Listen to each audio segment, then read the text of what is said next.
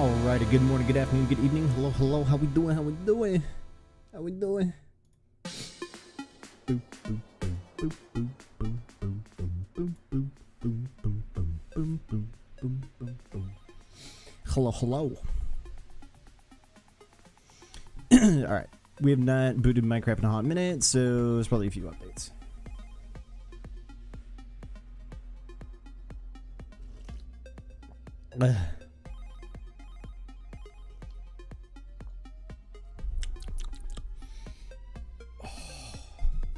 Dude, my wrist just feels stiff.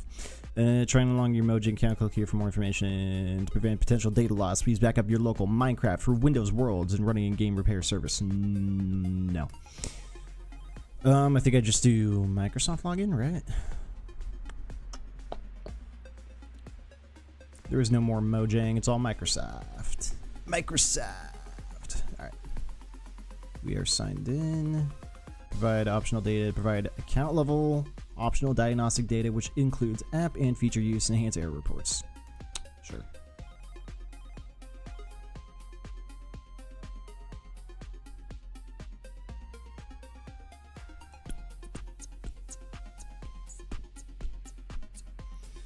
Alright, cool. We Gucci. Yo, what's up, average bro?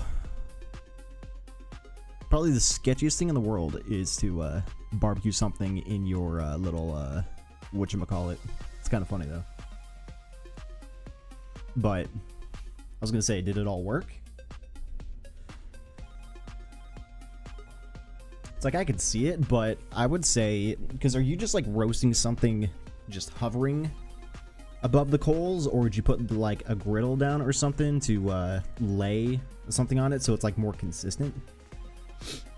Wait, what? I didn't hear. I saw your pictures. You said your oven or your stove broke, so you got a wheelbarrow and you're just cooking something right on top of it. And I'm just like, sure. But it's like s'mores, I could see doing that. But if you're doing like meat or anything like that, that's a struggle bus. It was funny though. Oh, the wheelbarrow, yeah. It was funny though.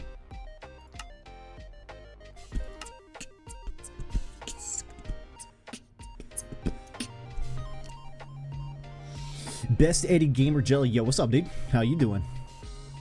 How you doing? How you doing? Welcome in. Alright, game is booted. Oh, do I have windowed mode on? Hold on. Stream Deck, you're failing me. Hello? Oh, hold. Stream had to... Oh, okay. Hold on. Yo, you good, stream? We like we didn't drop any frames, but my computer just like struggle. Had like a seizure. That was cool. All right, let's try this again. Boosh. Cap. Oh, I forgot. I changed the game capture. Capture specific window. Capture any full screen application.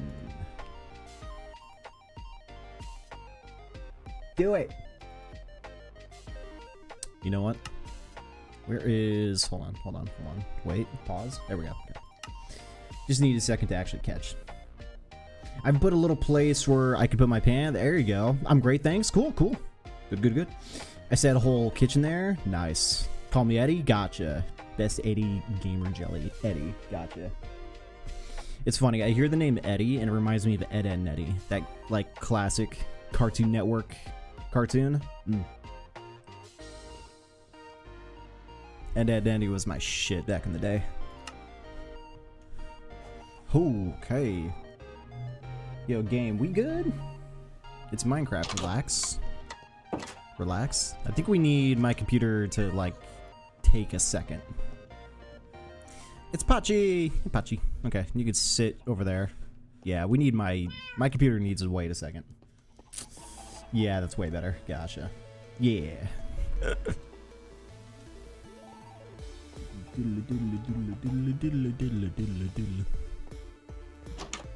Oh, you know what? Hold on. I'm gonna change music real quick, because I like this playlist, but I want something a little bit more, probably a little bit more lo-fi. Let's go, go a little bit more chill. Let's do one of the new ones.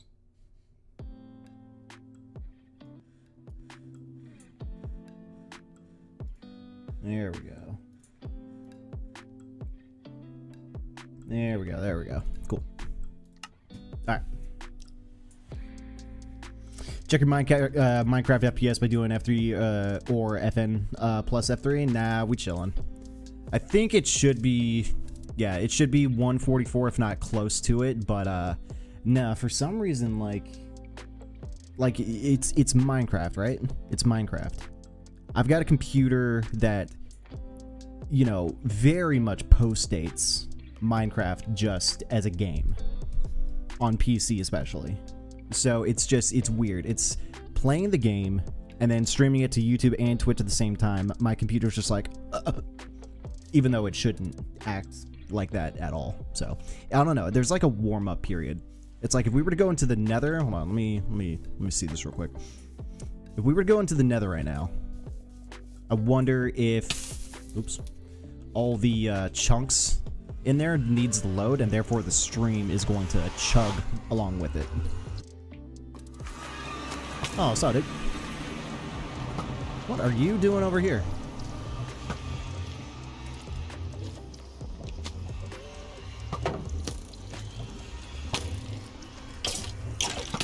You are a Skeletor. Excuse me? How are you here? You're not even a wither.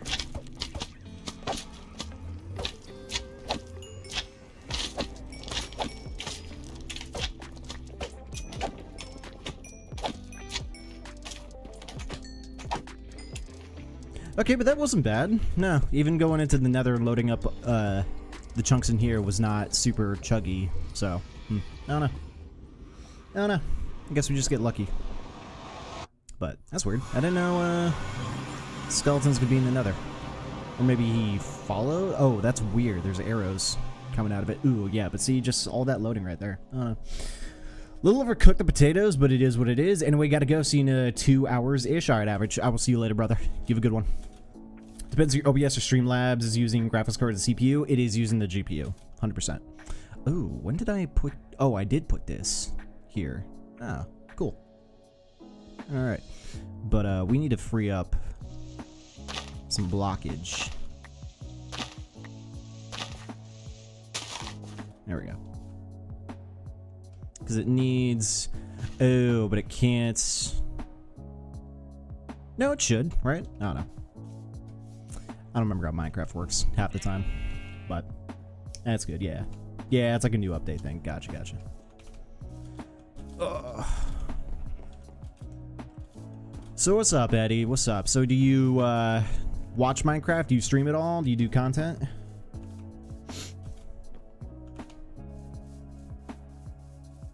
What are you doing out here all by your lonesome? Didn't I put... Hold on. I need to remember what I did. I haven't been on this Minecraft world in a few weeks. Right. Because we made this cow pen over here. I think I've got some roaming pigs and sheep. Yeah.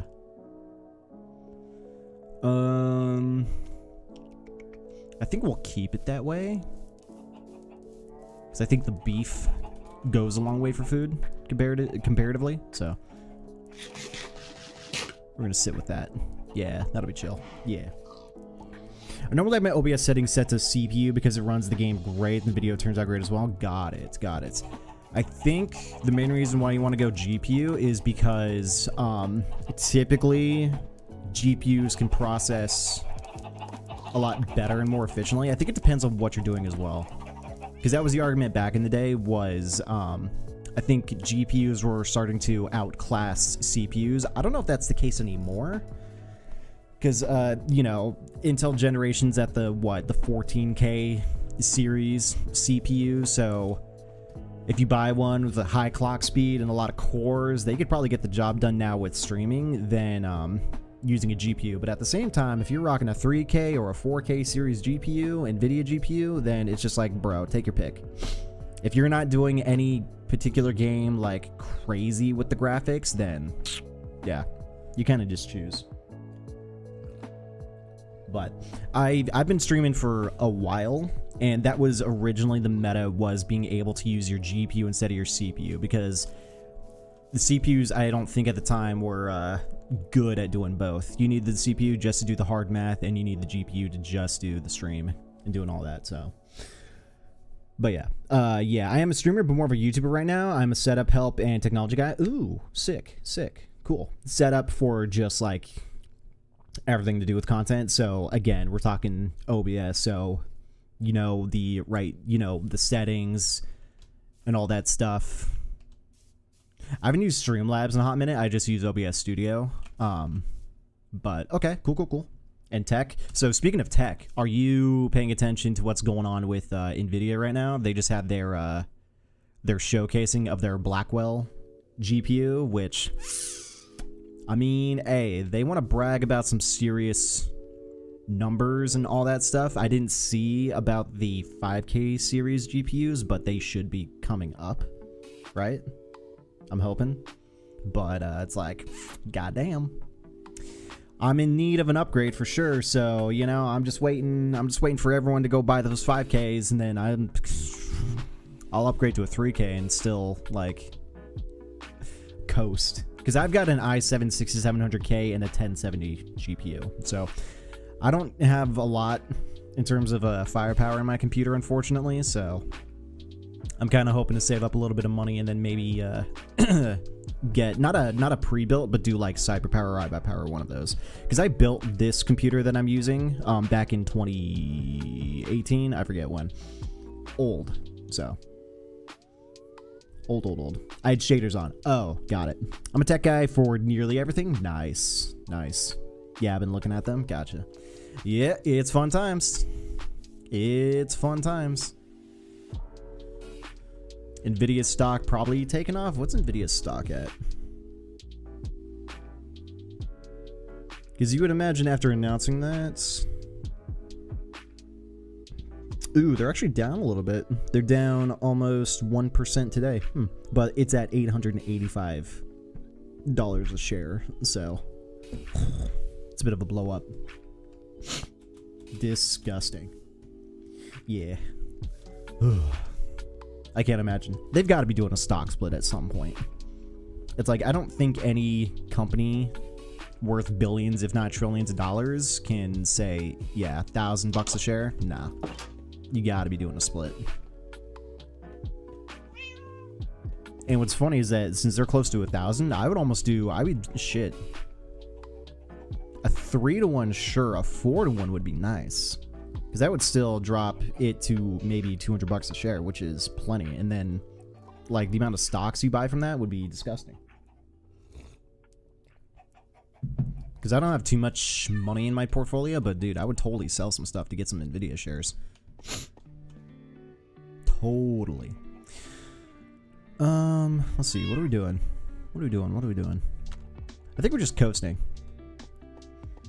Because, yeah, speaking of YouTube and speaking of content, I've been thinking about doing something just a bit different when it comes to my channel. Because I've seen there's a bit of a growth in the, what's the way to say it? See, I'm a solo act, right? You know, we're a few subscribers short of 600. So I don't make any money doing this. I used to make money streaming on Twitch.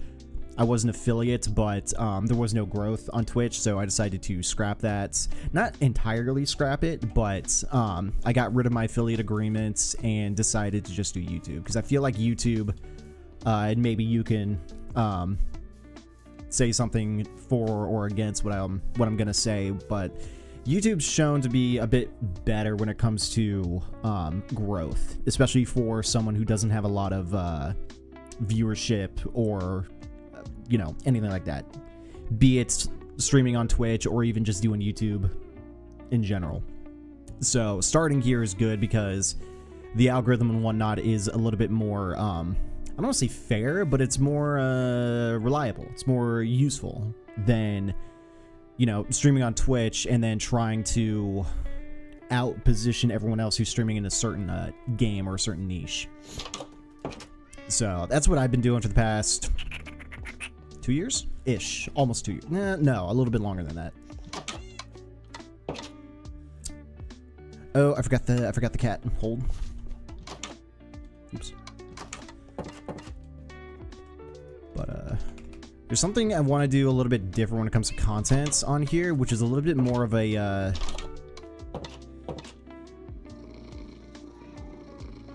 it's like I don't want to use the word authentic because I am authentic, but a little bit more obviously authentic, I guess.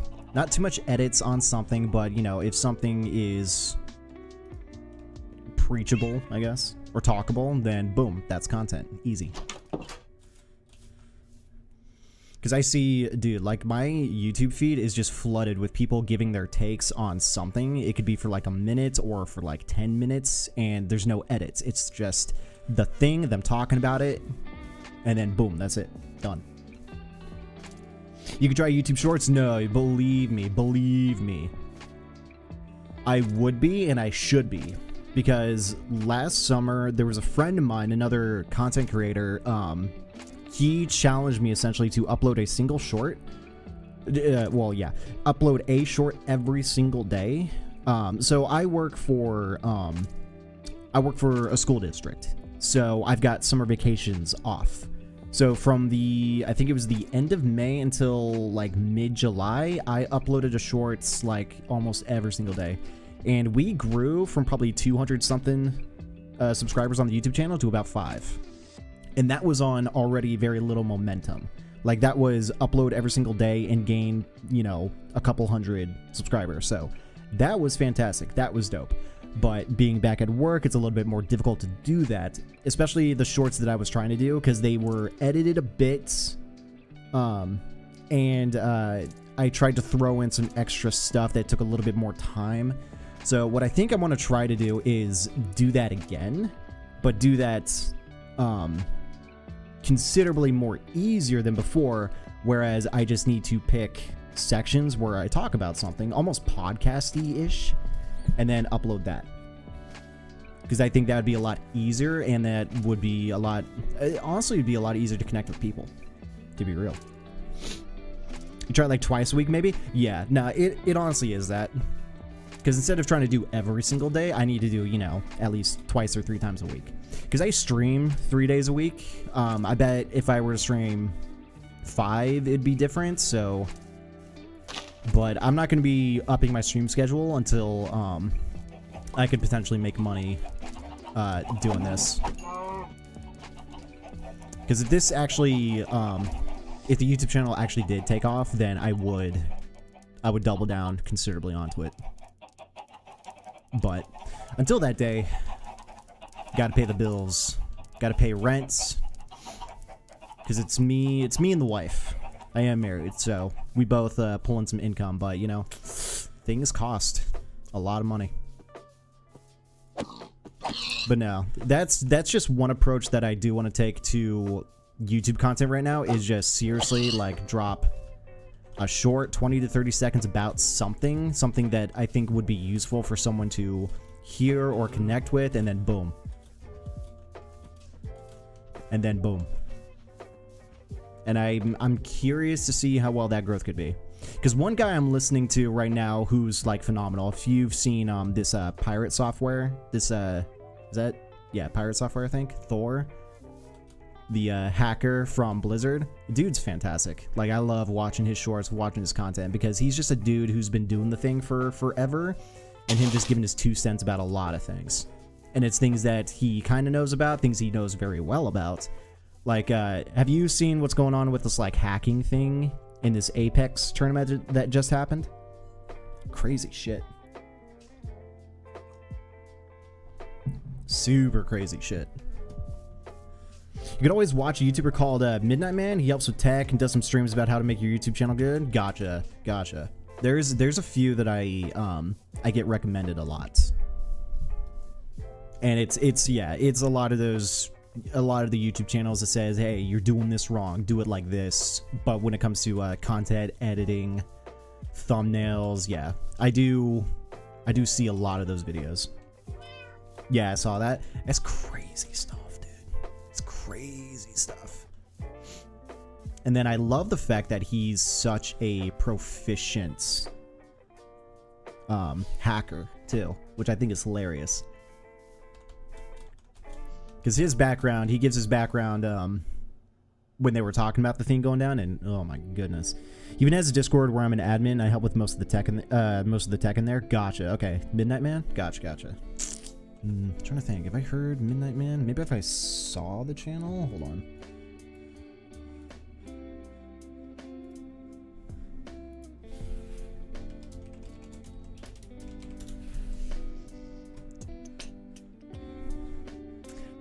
No, I don't think I've seen, but gotcha. Building a pro console stream setup with Mac OS, download free video editing software, building best budget streaming setup for PS5. Got it. Okay.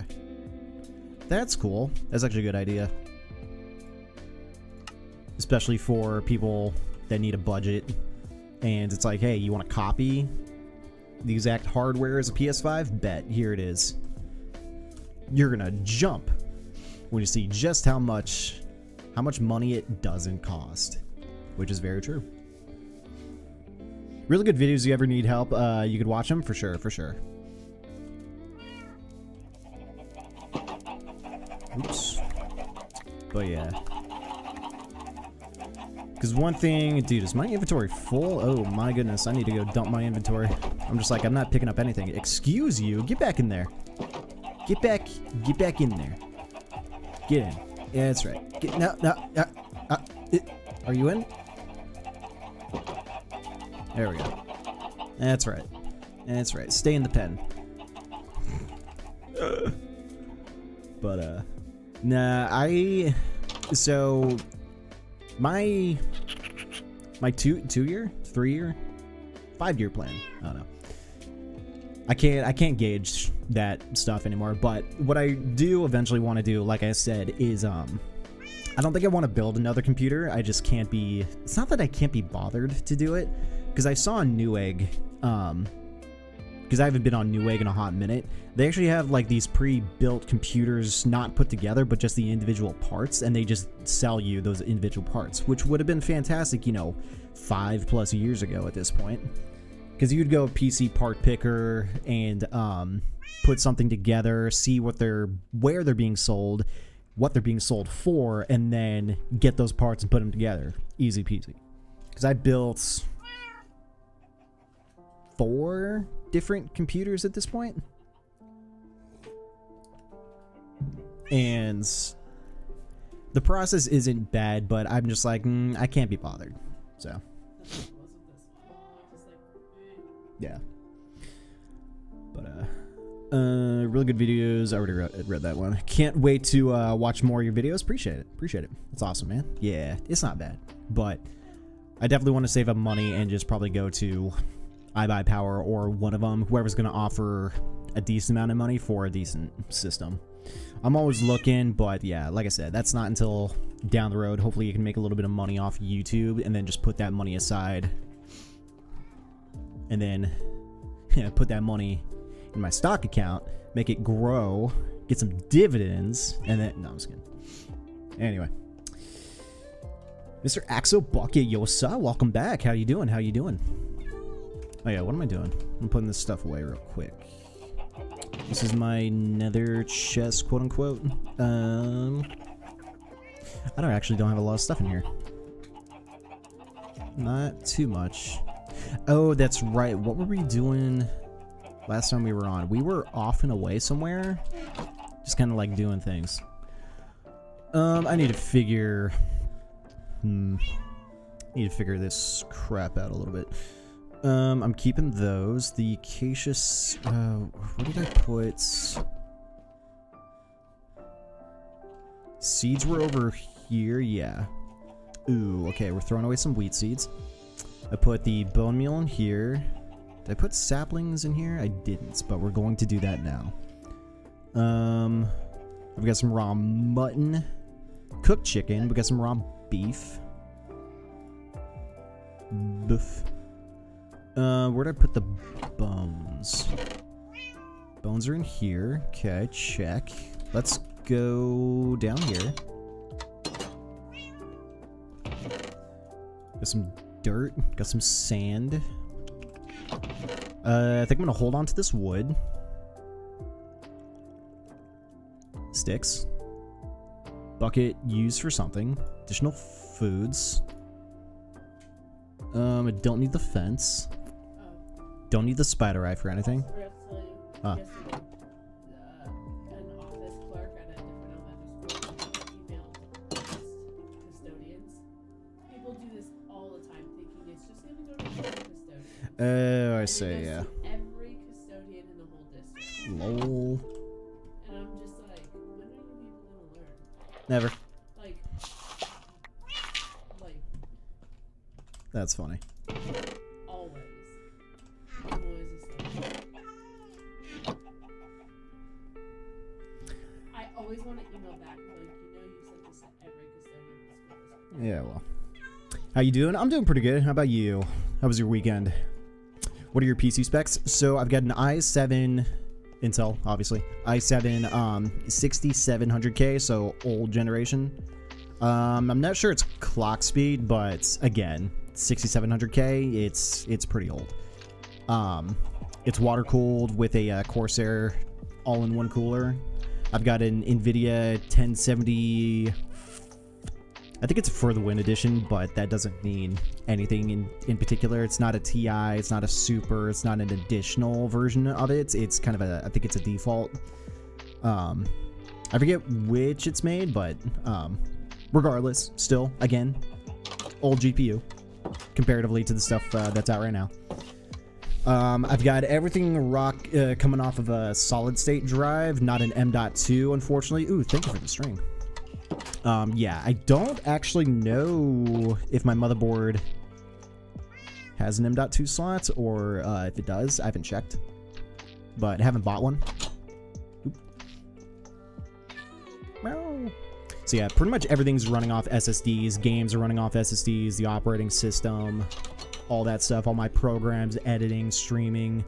I do have one, I think it's a 4 terabyte or a 2 terabyte, I don't remember. Multiple terabyte hard drive, which is where I store screenshots, videos, stuff like that. Not my post renders, but all my pre stuff, all my raw footage for whatever, what have you.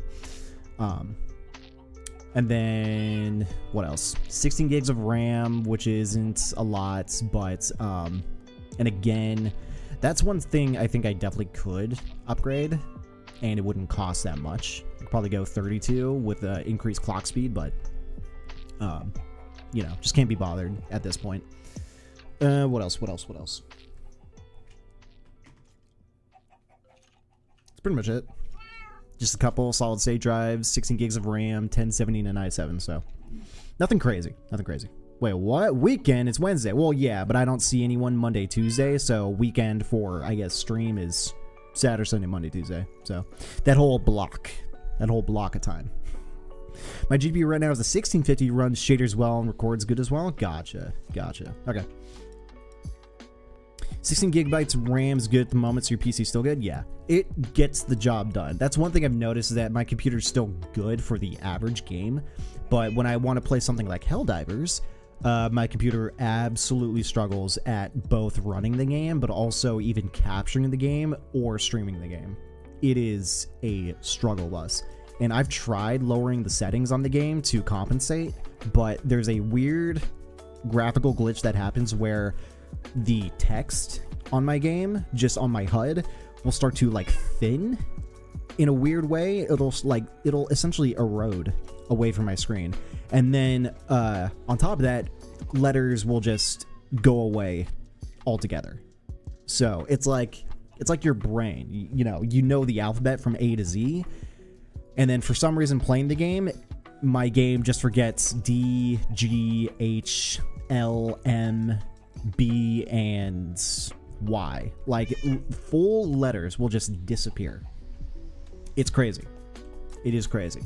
So I think it's growing pains for Helldivers. I think they still need to optimize the game, because if I run it on higher ultra, the game runs fantastic at a very low frame rate, but it's fantastic. It's a beautiful looking game. I just don't think it's very optimized for a bunch of computers. But it's like, if you can run on a PS5, and I think my computer can, compete with PS5 quality, then I think essentially it is what it is. It's not optimized for a wide range of systems. it's only optimized for a very small minority of systems. So I think I just have to wait for Helldivers to get a significant optimization upgrade, or alternatively, we get a better computer. But yeah. Wait, hold up. You played Helldivers? Oh yeah. I'm actually thinking of doing more Helldivers content on the side and just not streaming it because I can't. I can't. Yeah. I can't do both. I can't, I definitely cannot stream Helldivers on both YouTube and Twitch like I've been doing, because that's just more processing. Like, my CPU goes 100%. So, that means the stream will start dropping quality because I stream at 60 FPS. I've seen my OBS frame rate meter drop from 60 down to like 20. It's bad. And then I can't even maintain, I can barely maintain 40 frames per second playing the game. So I don't know. I think it needs a minute. I think it needs a minute. So also, who is that in the background? The person talking? Oh, that's my wife. She's on her computer. She's like right next to me, a few feet away. Tis my waifu. But yeah, it sucks. It's a great game. It's a fun game. Like, I can see that game. Oh, shit. Like, it's super early in the year. It's, you know, it's March. But if Helldivers 2 can maintain its level of, I don't know, its status right now as like a crazy, out of nowhere indie game, quote unquote, live service game that just kind of took the world by storm in a way. If you can maintain that all the way to November, December, bro, it's game of the year, if not indie game of the year, at least at this point. Who's to say? Like, the game is fantastic, and what they're doing with the game, I think, is beautiful for the gaming industry and for live service games in general. So I'm curious to see what the game's going to look like a year down the road, like beginning in 2025. Very curious after it hits its 1 year mark. So I'm excited for it. Like I said, fun game. Definitely recommend. Definitely recommend. Yo, what's up, Kyla? How you doing? How you doing? How was your weekend? What's your stream schedule at the moment? So, stream schedule at the moment is Wednesday, Thursday, Friday at 10 in the morning PST, which is about 38 minutes ago, regardless of where anyone lives. Whatever time it is for you guys 38 minutes ago, that is when I stream. But yes, Wednesday, Thursday, Friday. Sometimes Saturday, not all the time. Wednesday, Thursday, Friday is a guaranteed.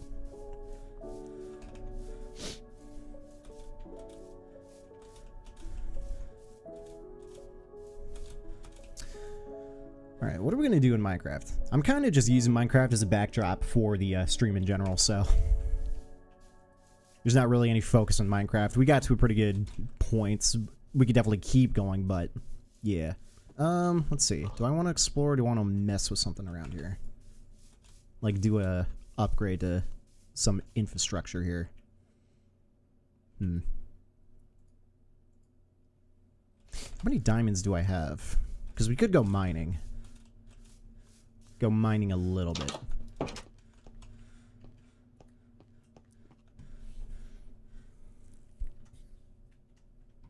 Alright, I'll show to join tomorrow then. Sweet, sweet.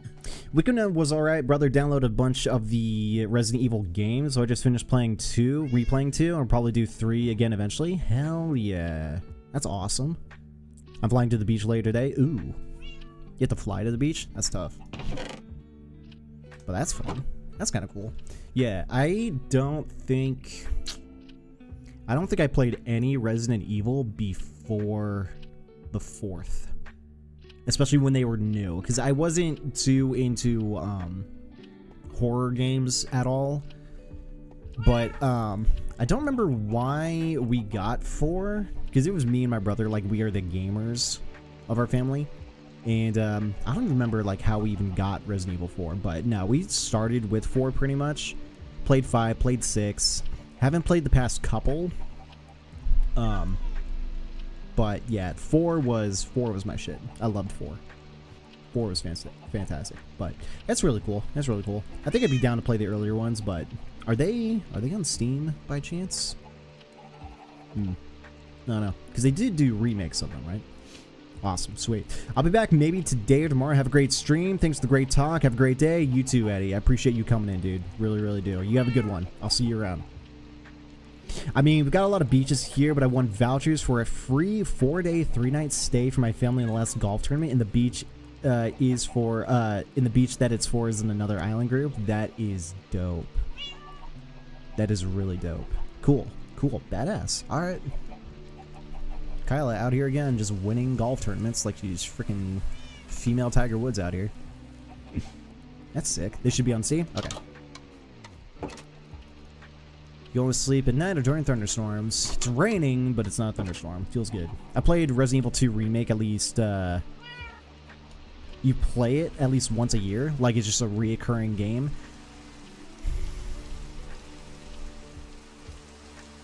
I don't think I've ever had a game like that, like a reoccurring replay of a game that wasn't a live service, because they don't count. I don't know. What's a game that I just like replayed multiple times? Honestly, probably the Zelda games. Like, especially back in the day on the N64 days with cartridges and discs. Yeah, replaying through Majora's Mask, Ocarina of Time, Wind Waker, Twilight Princess a few times. I believe replayed through Breath of the Wild, I think, 2 or 3 times. So, yeah, Zelda franchise I definitely replay through. So, it's a great time now. Well, I don't know. Does playing a horror game multiple times over kind of lose its novelty, or is it just fun to replay anyway? Ooh, Final Fantasy games as well. Those I replay. I replayed 10 a bunch of times. I've replayed 10 2 a few times, not as much. 13, 15. 15 is my jam. I replayed through the 7 remake twice so far. Might do it again at some point. I need to play the new one, but it's on PlayStation right now, so we gotta wait for the PC port, which is sad, but whatever.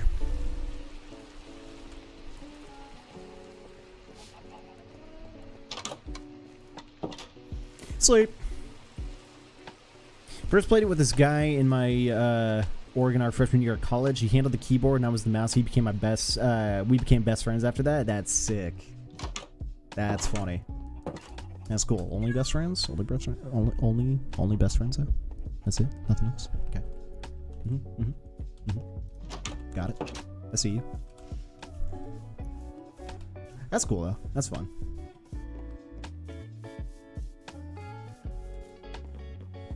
Trying to think.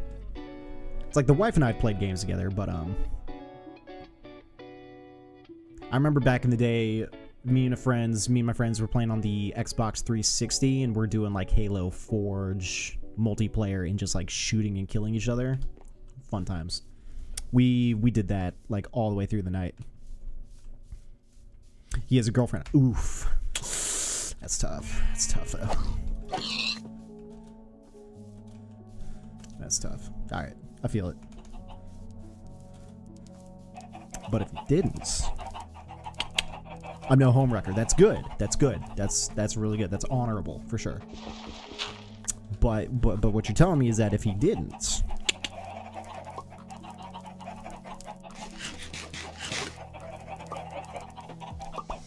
oh yeah, let's get rid. Wait, did I get rid of those? I did not get rid of those eggs. Okay, we got a metric fuck ton of eggs. Let's gobble up these eggs. Let's get some scrambled eggs up in this biatch. Dude, it's too bad. That's totally a thing they can add to this game. Because, hold on. Let me... I wonder if it's modded. I wouldn't doubt it. But I think it's something Microsoft could probably just add to the game later on. So if you come over to the alchemy thing right here, the brewing stand, you've essentially got one ingredient that goes into 3 separate flasks, you know, containers, whatever, what have you. So what you got, logically, is you being able to put multiple things onto... You can throw this in reverse.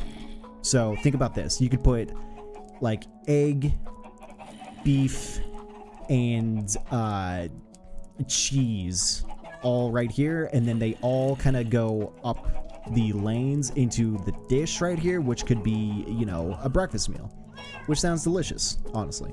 Maybe even you know, pork, whatever, what have you, and then that can become a whole thing like you can with this beetroot soup. So I could totally see something like that, and it could be you know, a stove with a pan, whatever, but it would give you a bunch of different recipes for like cooking dishes and whatnot, so that'd be dope. And again, I wouldn't put it past them to say that something like that wouldn't have already been modded, or, you know, maybe they're working on it. Who's to say? To be fair, if he didn't, I still would. Oh, damn. Okay. You just a friend. I feel it. You just a friend. I got you. Oops. Scuffed it. Me and my friend have a server together. Dope. Server, like Minecraft server? What are we talking about? Alright, if any chickens die, it is what it is.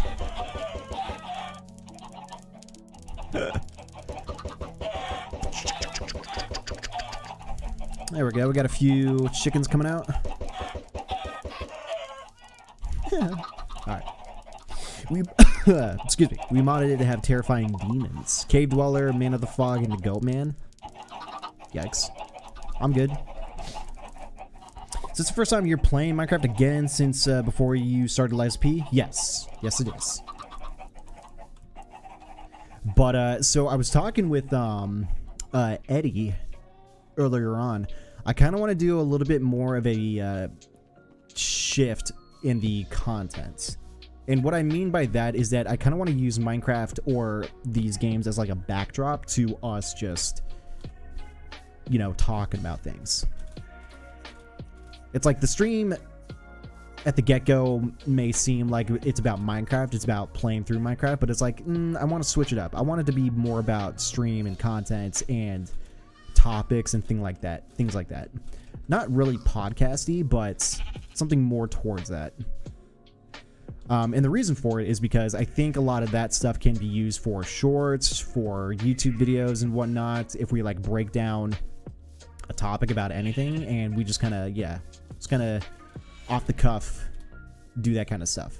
Because I think that'd be a lot better packageable content for YouTube in order to grow.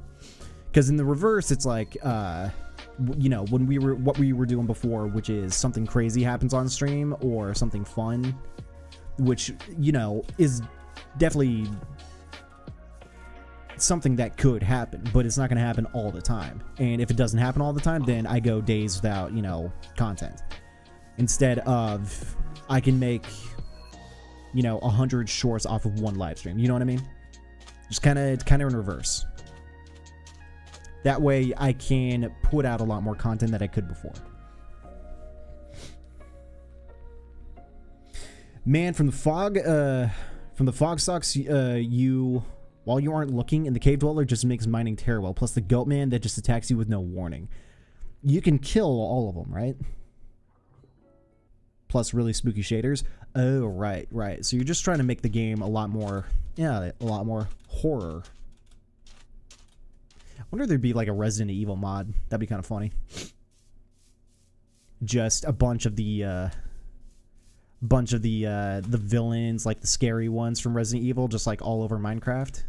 That'd be great. The dude with the chainsaw. Oof. I would. Ooh. I'd probably be like, nope, I'm out. But again, you know, give me a bow and arrow. I'll shoot anyone from a distance. A goat man, I'll put him down.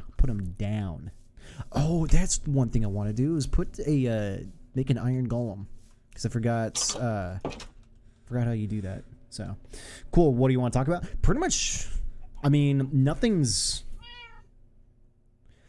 really unapproachable. I would probably say politics, because that can go in a million different ways, especially in today's day and age. So maybe something like that would not be the way to go. But anything, gaming, life, anything's good to go. Also, mod that makes biomes a lot prettier, more detailed. That's cool. But is it mods that makes biome prettier with shaders, or do they just like adjust the way things look in its natural pixelated form? Because I could see shaders being very approachable. I just haven't felt the need to add any on yet. We're still kind of just coasting, but maybe eventually. But those forests ain't cool with demons chasing you, man. True. You can only kill one. I can't kill more than one? Like it prevents you? The cave dweller is invincible. Oh. And so is the goat man. Cool. All there is running. Plus they can break doors, so you need to make redstone setups. Fun.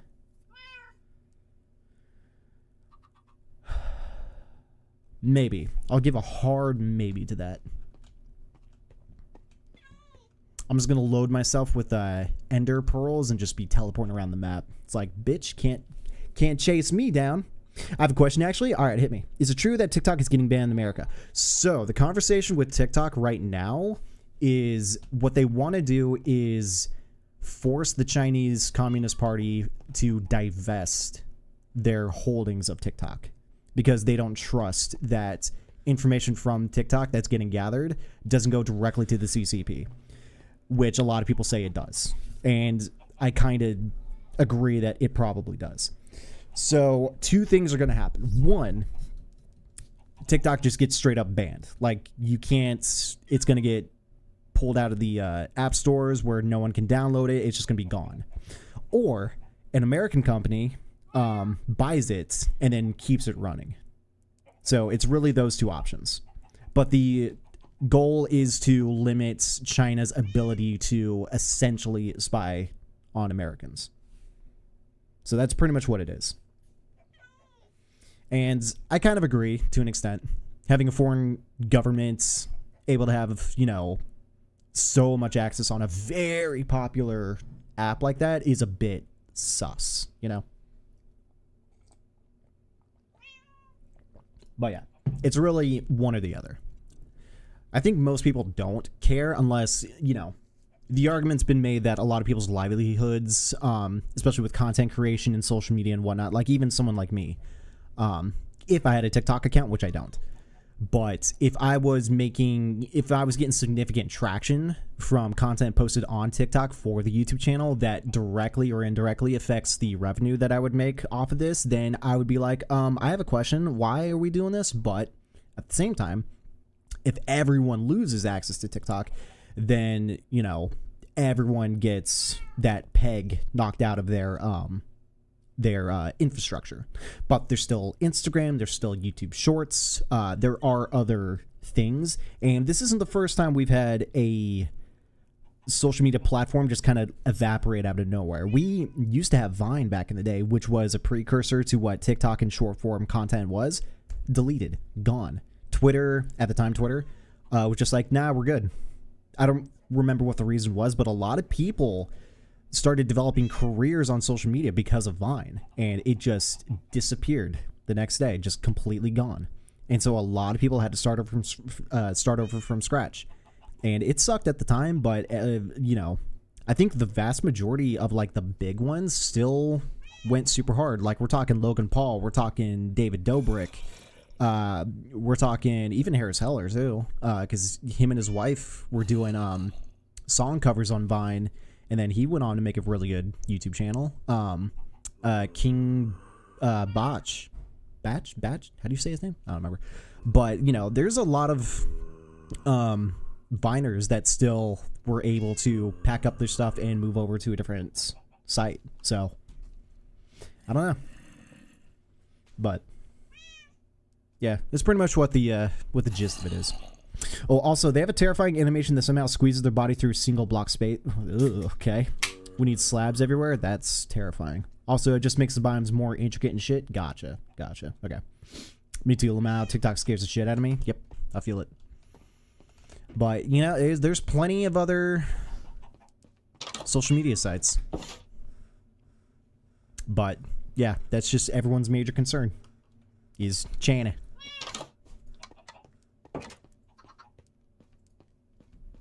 And I think it's a valid concern too. So.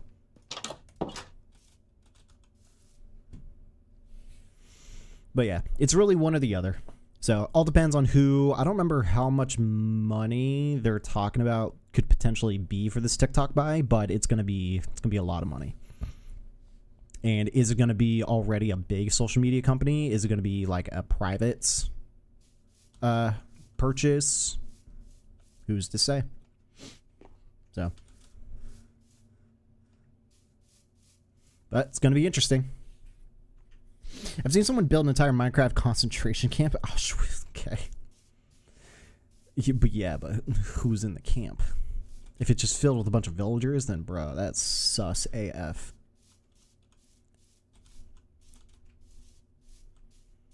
It's like, I've got pens with pigs and cows, but yeah, if you put a fenced out enclosure filled with villagers, bro, you're playing the wrong kind of game there. Oh, you know what? Where's my... Don't I have a bow? Yeah, I've got 17 arrows. Ooh, you know what? Let's see how many arrows we can make. We need flint. I did make... Okay, where'd I put all the flint? I have one thing of flint. We need gravel.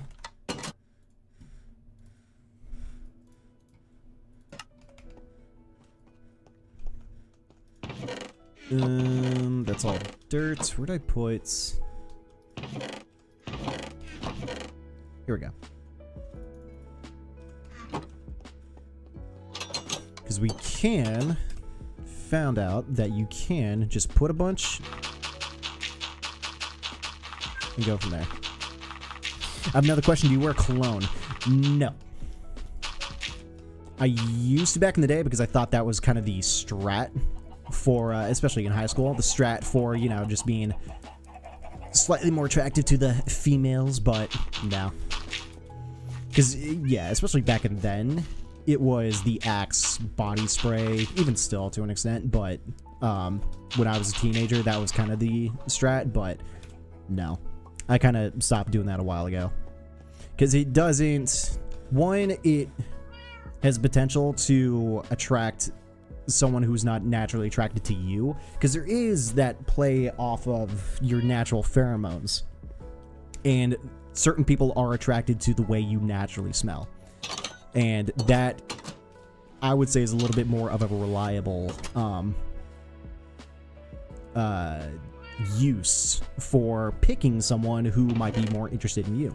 If you start using something that's not natural to your own person, then, you know, you do have the potential of essentially pulling in someone that you may not like. So it's not like a yes no, it's not like, you know, a work not work scenario, but it does lean towards that. So if you're just caking yourself in something that you don't naturally smell like, then you're kind of, it's kind of a, not really a false flag, but kind of along those lines. And it's like, you'd rather pull in someone that you might actually, you know, kind of gel with to an extent. Really? Did not know that. It is a little bit, not exactly cut and dry, like, you know, if you're just natural, then you're going to pull in someone that, you know, you vibe with. It could be the other way around. It all depends. But yes, there is a natural body odor pheromone that you produce that some people will find attractive and others will not. And I think it would be... And then it's also like how much money you feel like spending on those perfumes, colognes, whatnot to smell that certain way. Like how much money are you willing to throw down versus throwing down very little, if not, and if no money, just smelling the way that you smell, you know? Just be clean, yeah. Don't cake yourself in all that fun stuff, so. But yeah, used to back in the day, not anymore. Me, it's pretty much just shower and deodorant. And even my deodorant is not like super crazy stuff. So, yeah.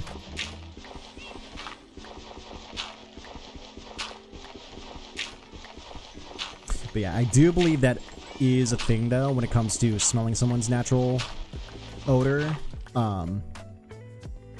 There is a better overall chance for some actual compatibility with, you know, people of the opposite sex.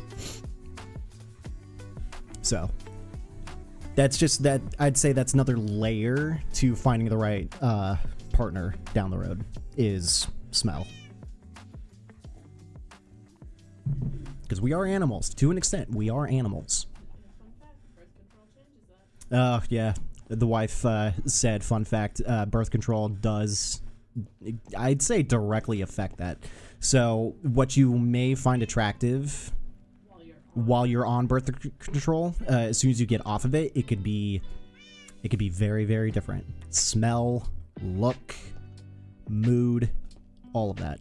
Like, birth control almost makes you, it's, I don't want to say night and day, but it's close. It is close. I think my nose has better memory than my other sensory organs. Yo, so kind of same. Do you, by chance, when you smell something, does your brain kind of sift through your memory a little bit and kind of pull something out of that? Because my smell does that. I'll smell something and then I'll just get hit with like, oh, this reminds me of that one time, or this reminds me of that one thing.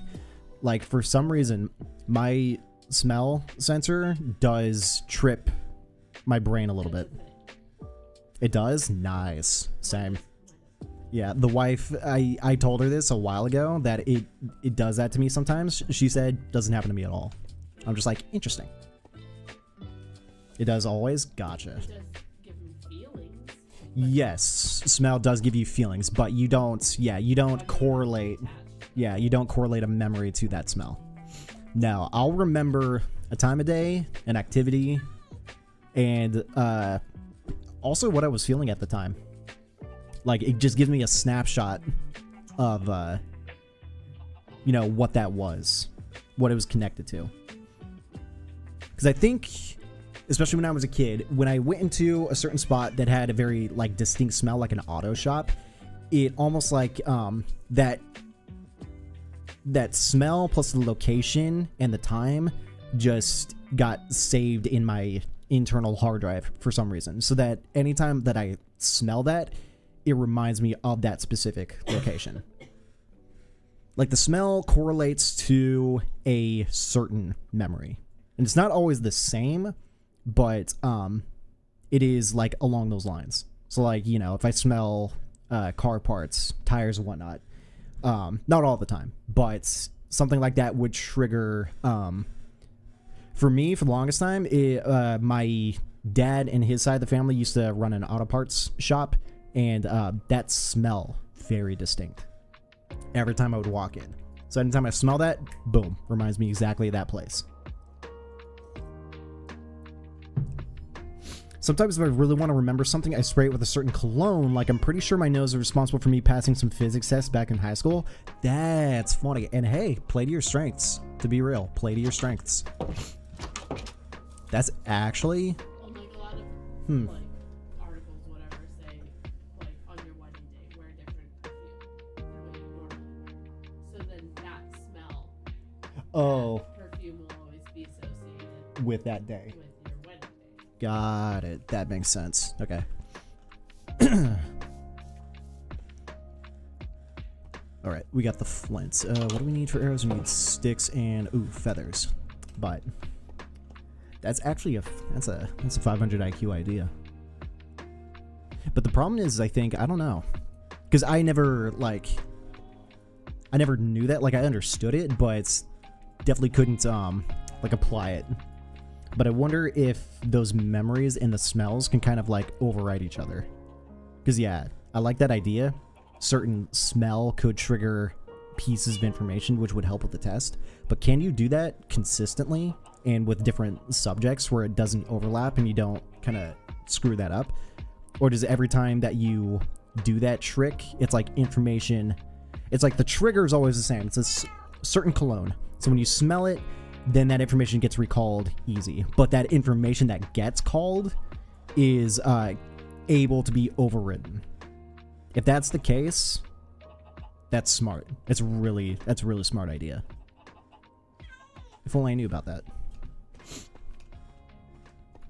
But oh yeah, we need feathers, which, can we shear chickens, or do I have to kill chickens for the feather? Pretty sure I have to kill them. I gotta kill them. Oh, it's nighttime. Let's not go out. But, okay. I keep changing my respawn point, but I forgot. I need to let the cat come with.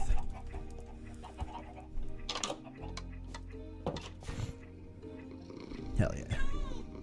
That's awesome. Ooh, cat gave me something. Oh, gave me a thing of raw chicken. Good job, Pachi. Alright. Well, we need to cull some of these chickens anyway, because we got way too many.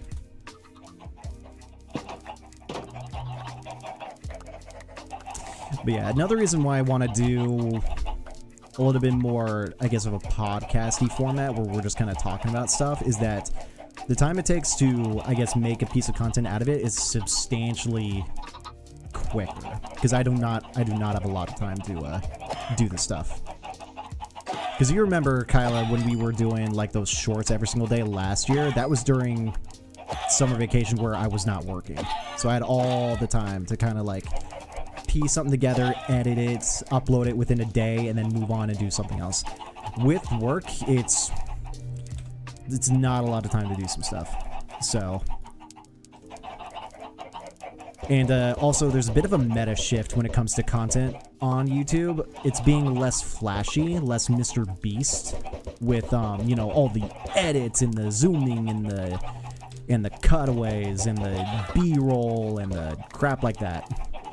I think less people are watching that kind of stuff, and more people are watching more just raw, authentic content, I think. I think that meta is kind of shifting, and I want to kind of join that meta a bit.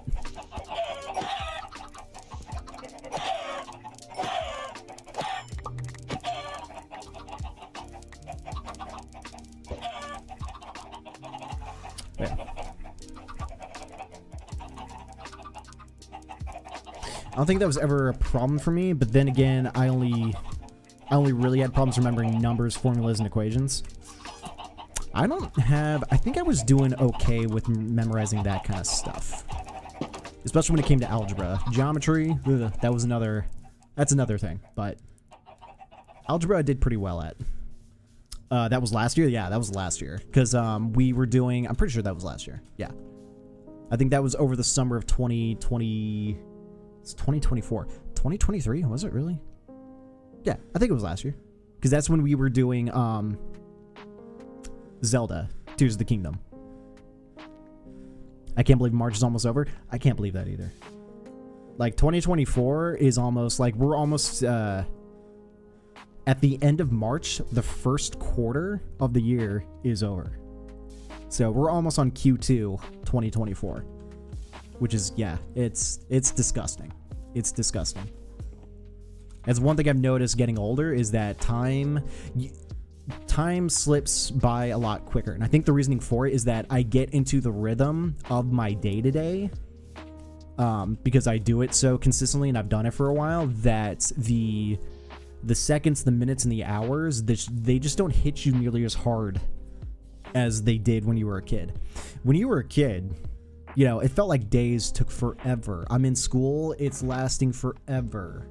My teacher is lecturing us about, you know, history or whatever. It's taking forever. You're staring up at the clock, and the seconds just go by so slow because you're just hyperactive. You want to go do something else. But when you're an adult, you got so used to that concept that time now and it doesn't affect you nearly as much, time now goes by a lot quicker. So I've noticed, you know, even in my mid-20s, that if I was sticking to my routine, my schedule, and the day didn't have anything crazy happen, like a car accident or, you know, what have you, days went by at a very average pace, if not slowly creeping and becoming a little bit more of a quicker pace. And then, you know, those weeks turned into months, turned into years, and then boom, you know, I'm 31, gonna be 32 in a few months, and it's like, bro, where did the time go? And it's like, time went by normal. Your perception of it, you just kind of miss. So, it's one reason why a lot of people say, hey, get out and go do things. Because you need that novelty to happen in order for time to start moving slower again. Because when you're a kid, everything is new. Everything is a chore, quote unquote, but everything you're just absorbing, you're understanding for the first time, so time takes forever. Once you start doing the stuff that you know, it's like time goes by super, super quick. So you got to do new things to slow down the clock perceptually. Exactly. Yep. Perceptually. It's all about perception. And I try to. I'm especially trying to do it more now. I've been going to the gym 3 to 4 times a week for the past couple weeks right now, and it helps considerably. Like, my day-to-day right now is not going super fast. It's also not going super slow. I'm paying attention to literally everything. So it's getting better. And when I do the things that I struggle at doing, which could be exercise, could be, you know, whatever I'm doing. I could be running. I could be doing core workouts, which is painful. Trying to work your abs when you don't work your abs nearly as much. Bro. Pain. But it does slow down the clock. It really, really does. I send pics of my server in Discord. Gotcha. I'm interested.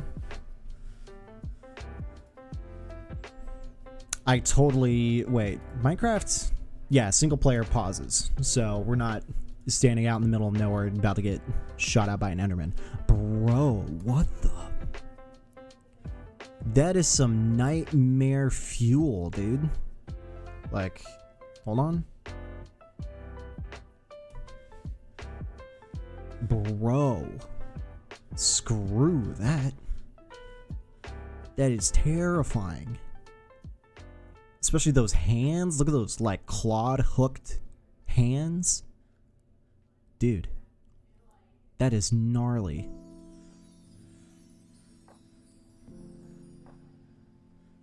I'm just like, I can't even see anything, but I think this is the ambiance, right? Like, it is super dark and depressing looking, so I feel it. And then you just see one in the distance with that glowy... Is that like a... That's their mouth, right? Let me go back. It kinda, right? It's like their eyes are up here, but their mouth deal thing is like super down there. Almost like an extended jaw looking thing, but...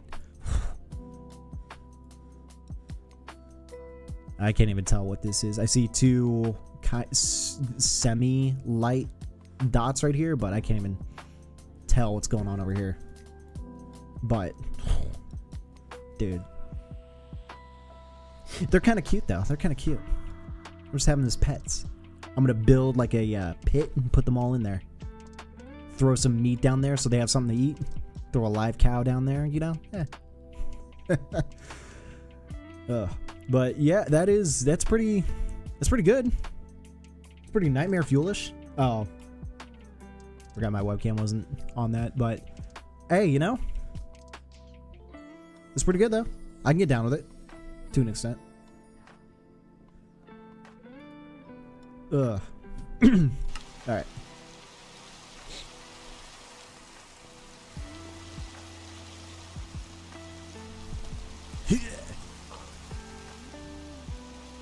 But yeah, see, so far, I would say, just based on the stuff that we talked about, probably filmed, you know, like 3 to 4 shorts right there.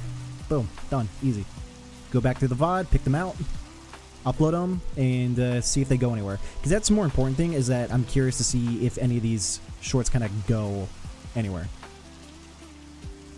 And how applicable certain things could be to other people. So, we'll see what happens. How long does it take to mod things? Really, really easy, actually. What's the name of that program? So, me and a few friends have been doing Lethal Company. We've been doing it for, like, past couple months. Has it really been a few months? And there's a app. Or it's an application that you can download and install called Thunderstore Mod Manager. There's a few others, but they use Thunderstore. You seriously just open it. You create a profile for the game. You download a list of mods, which will install naturally within a few seconds, depending on how big the mod is. And then you launch the game while in this mod window, and then boom, you got mods. Done. CurseForge, that's another one. It's modding things nowadays has become super, super easier. Back in the day, could be a little bit of a learning curve, because you would have to download a thing, you'd have to pick the right files, you'd have to put them in an additional file next to the application so that they would work together. It was a process. But with CurseForge, Thunderstore, whatever, they've made the process a lot easier. I sent you a metal clip of me torturing my friend with demons. Ooh.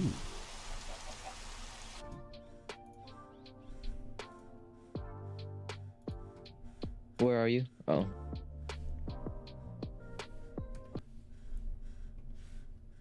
Alright, let's see someone get Here. tortured. So you want to know what'd be really funny? Because you see... Are you looking? I have the spawn egg here, right?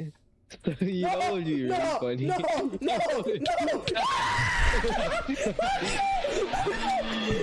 Yo. Clip Legit terrifying. that. What did you think would be really funny? Because you see... And I love the setup. You know it'd be really funny. Dude, you know it'd be really funny? So I've got the spawn egg, right? And he immediately Are you knew. looking? I have the spawn egg here, right? So you know what would be really funny? I love it. Just kill, murder, end them. Bro, look at that jaw. Look at that teeth.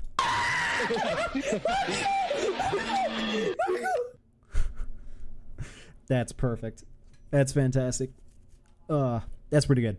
Yo, what's up, Pila? Oh, Minecraft.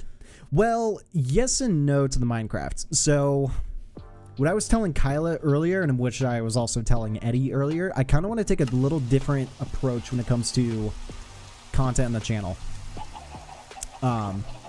So before, we're playing a game. Something funny or interesting happens about the game in the game. I make a short about it. I upload the short. Hey, that was pretty funny. That's crazy. Yo, I love this game. This game's cool. Awesome. Good job. And it would get views. It would get likes. It would maybe even get some subs. Cool.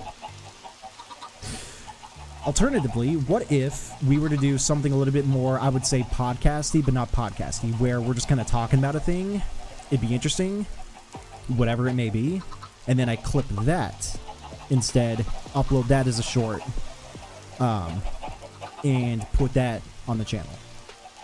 Something a little bit more authentic, something a little bit more, I would say approachable too.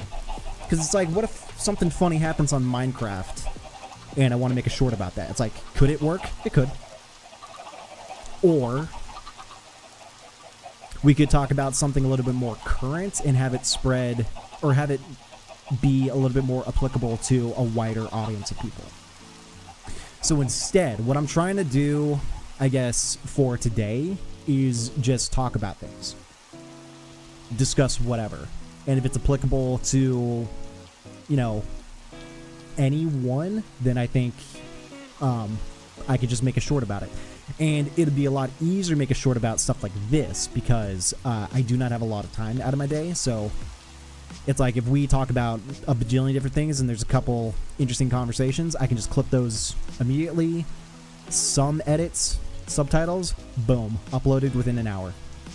And yeah, that's kind of more what I want to see if we can do a little bit this week. Just to see. So I'm curious. How you guys doing today? What's going on, RK? How you doing, man? I'm actually working on something in Minecraft. Late. That's fun. What are you working on? Hello. How was everyone's weekend? Still download my mods manually, but I'm good at it since I'm nice and make an easy export file for my friends so their launcher does it for them. Got it. That's nice. Make a rug and you can jump over the fence. Oh, you're not wrong. But would it allow them to jump over the fence as well? Or would it only apply to me? No, because they don't jump, right? But they could, right? I don't know. Because, yeah, if they were, like, down here between these two blocks, they would eventually just come up to the next block, right? I think the sun's setting, too. But right, I'm trying to make more arrows, and I think I got a decent amount of feathers. 12. Oops.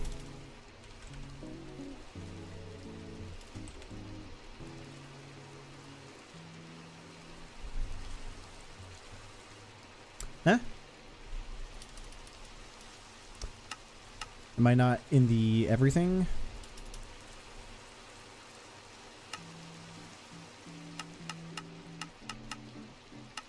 Yo, am I stupid? No, not everything is on this right here.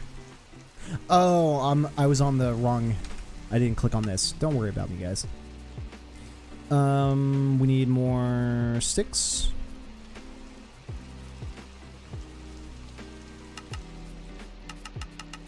Nice. Boosh. Okay. Got it. And I custom coded survival mechanics. Gotcha. Okay. Animals won't. Okay. Things like temperature gauge and other stuff. Gotcha. Okay. Bit more survival. That'd be fun, actually. Oh, oops.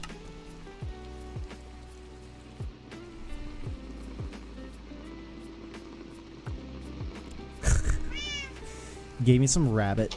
It's cute and also disgusting.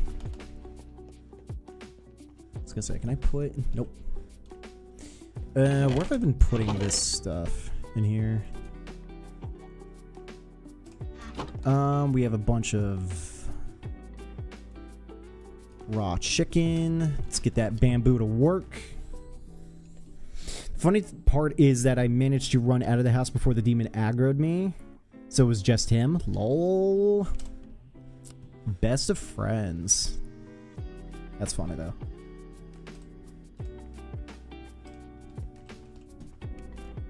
I'd probably do the same thing.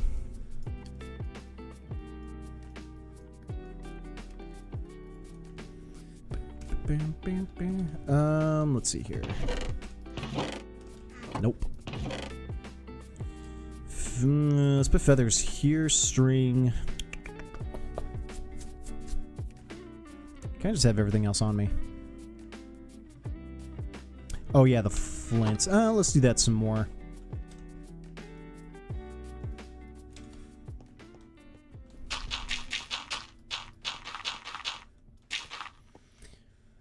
Could play with you guys at some point if you want. She'll have to ask him though. Gotcha. Does your cat ever scratch you, Drum? Oh yeah. Well, so she actually got declawed by her previous owners because we got her when she was about 8 months old. But the family that had her originally, they couldn't keep her because one of their kids turned out to be allergic. So, the wife was on Facebook and she saw that they were getting rid of the cat and she was just like, we gotta get a cat. And I'm like, all right, fine. So we got her and yeah, she was declawed in her front claws, but not her back claws. Not her feet, but in her paws. But we do roughhouse, we do play. She'll be on her back and I'm like scratching her tummy and she's trying to fight me off. She's cute and shit, but she doesn't get me with her back claws nearly as much as she does with her teeth. She scratches up my arms pretty good. I bled from her a few times. Not like gushing blood, but it's just like, you know when you get a scrap on your arm a little bit and you see some red coming out and it's like very superficial, a very superficial cut?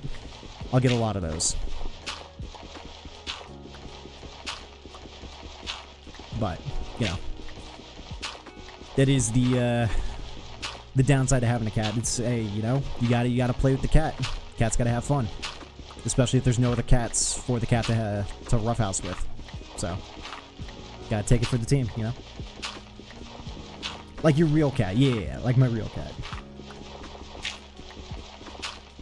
He's gonna say always. What do you do about the scratches? I get some lotion on them to kind of mitigate the scarring because, yeah. Some I just leave alone because they're very, very superficial. They're not gonna like get infected or anything. But, yeah. But I do notice like my arms have gotten severely more scarred ever since we've had the cat, so I'm just like, that's awesome.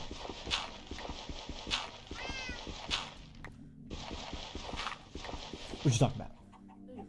Who are you talking to? It's all my business. Your mama. Then who? You're like... You don't talk to anyone else. From the school? Oh, oh, got it. Yeah. What about?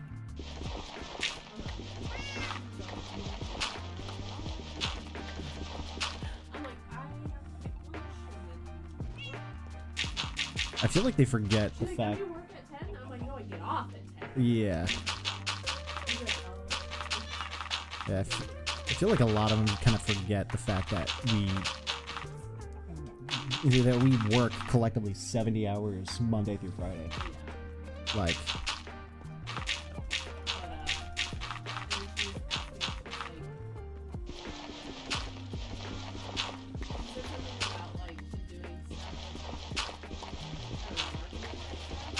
Okay.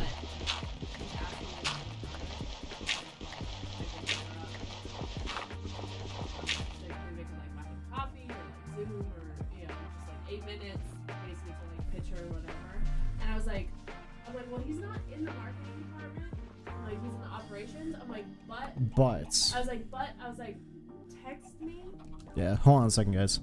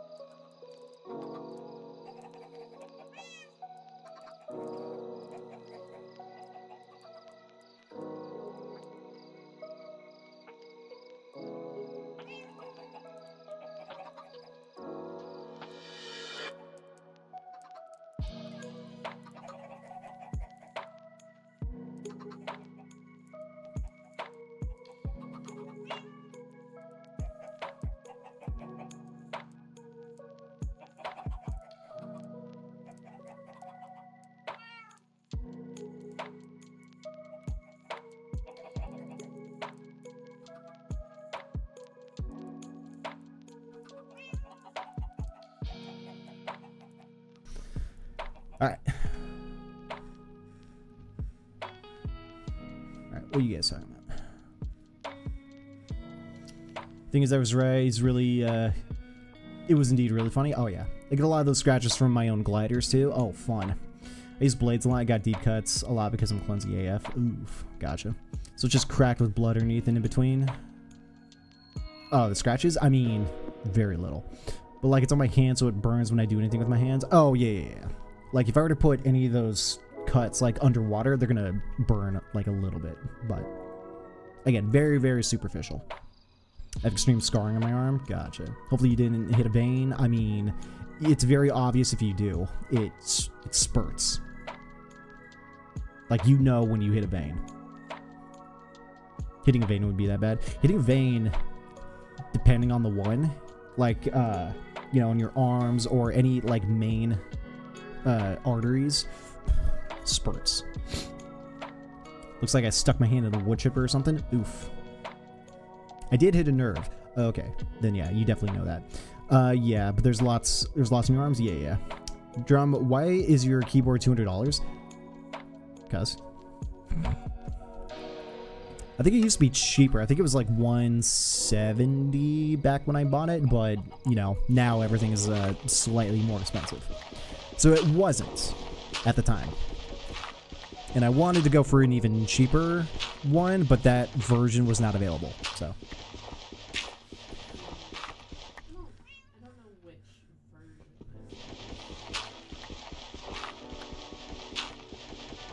working on a custom survival map using Chaos Island's height map, Sonic Frontiers. Ooh, interesting.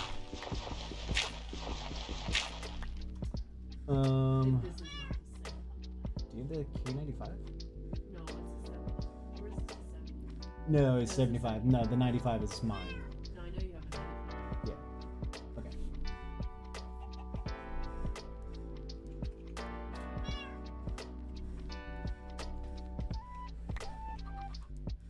Arteries spurt, not veins.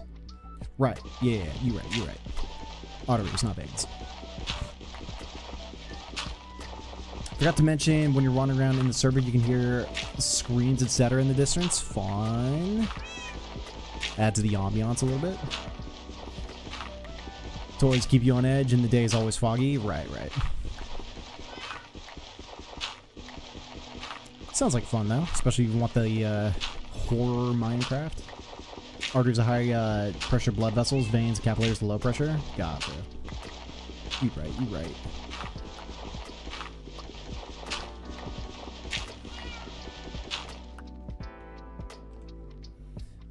How many feathers?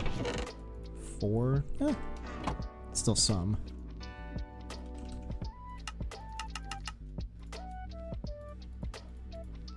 There we go. And we'll go and put these away. We're out of feathers. Let's put some of these blocks away. But yeah, dudes, when it comes to the Minecraft, I kind of just, there's no focus going on. I'm kind of just, like I said, using this as a backdrop.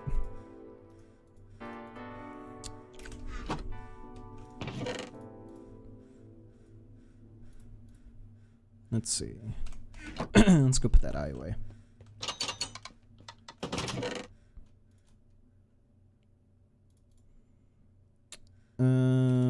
Put this tunic away. Where'd I get the tunic? Oh, the skeleton we killed earlier.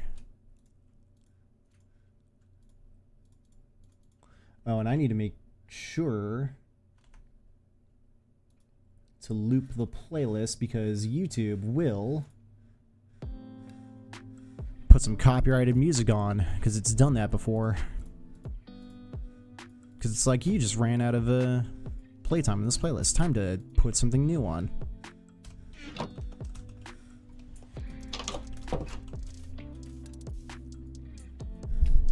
And I think 2 of the past Minecraft live streams were actually flagged for copyright, which isn't an issue. One, probably because they were so minimal that probably even the record companies don't even know about it. And also, my videos do not generate any revenue, so they're kind of just like, we don't care. But I'd rather not do that at all anyway. It would be nice if you could tell YouTube to just never to go through like a check system. If you're about to play something that is copywritten in any way, shape, or form, either don't allow it to be viewable or allow it to be viewable, but I need to give it like a go-ahead in order for it to play. Just, you know, an additional check. It'd be kind of nice. Be very tedious, but kind of nice.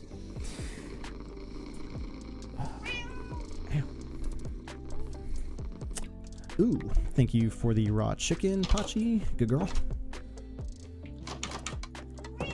I need to get graded lenses for my shades. What does that mean, graded lenses? Because every time I wear sunglasses to block out the sun, I still can't see anyway because everything's blurry. Oh, got it. So you just want like, yeah, prescription sunglasses, essentially. As long as your videos don't generate any monetary gain, you'll be fine. Yeah, that's usually my thought process. But I also don't want to get into the habit of that's why I stopped for the longest time. Well, okay, so for the longest time I did play copyrighted music during my Twitch live streams because there wasn't such a way for anyone to get in trouble for doing that, even though it is very much a no-go for content creators. We cannot use copyrighted material for our content regardless, even though right now there are still plenty of people who do stream with copyrighted music. They've also figured a way where you can listen to copyrighted music and stream at the same time, but the VOD will not have that copyrighted song recorded on it. So the only way that you can get in trouble is getting a live copyright strike, which is a little bit more difficult to do because you would have to be viewed by someone who's got the tools and the management to flag a stream using copyrighted music. I've listened to plenty of streamers with copyrighted music on their streams that do exactly that. So it's like they can get in trouble, but if the window is gone where they're off stream, that music is not being played, then they dodge the bullet essentially, because there's no record on Twitch of that music being played. And I'm just like, that's smart. But also, you're still relying on using copyrighted music to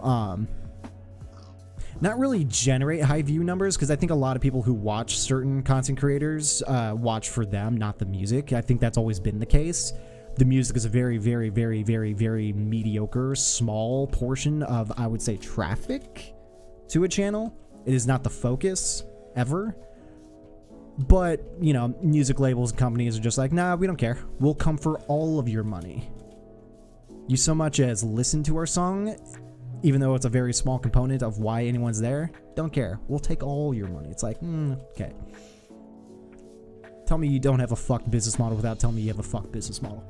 But yeah, I used to do it, and then, you know, that was always a looming threat, and so I just stopped doing it altogether. And then you've got guys like Harris Heller, who's just like, let me make thousands of songs that are good, that will not be, that have no copyrights to be enforceable to other people. You can, it is their music, they do own it, but they license it out to anyone who wants to listen to it. And I'm just like, that is beautiful. And then he's got it on Spotify, YouTube, where it's getting revenue from plays from the ads and making millions. Fucking brilliant. Brilliant idea. So I just got out of that habit and started doing non-copyrighted music. Safer, and honestly, the music, some of the music is good. Like, it's better, I'd say. And it serves its purpose as not being a focus of what we're listening to, but something that adds to it, essentially. So every time I wear glasses, block out the sun, so can see. I already read that one. As long as your videos don't generate any monetary gain, right. And the thing is, it was less scary because my friend was expecting me to spawn it. But imagine if you were just mining in a cave unsuspectingly and then just boom. Yeah, see, that'd be funny, Orbital, if you just like put on God mode and you had like a group of friends that were kind of just doing things. You turn yourself invisible, and then you're kind of just monitoring them and just going around the place, and then you just want to spice it up a little bit and then just be like, boom, monster summoned out of nowhere, and you just watch their reaction, how they deal with it. That would be fun. That's content right there. Your friends playing Minecraft and you're just messing with them. That'd be funny. Twitch allows you to use copyrighted music by separating the channels the audio is on. Oh, that's Twitch doing that? I thought it was them. I thought it was the streamer doing it themselves. Twitch actually allows you to split that? That's interesting. Because I always thought it was like a dodge from the, like, just being sued by a copyright owner. But Twitch is actually giving them the tool to do that? That's interesting. That's very interesting.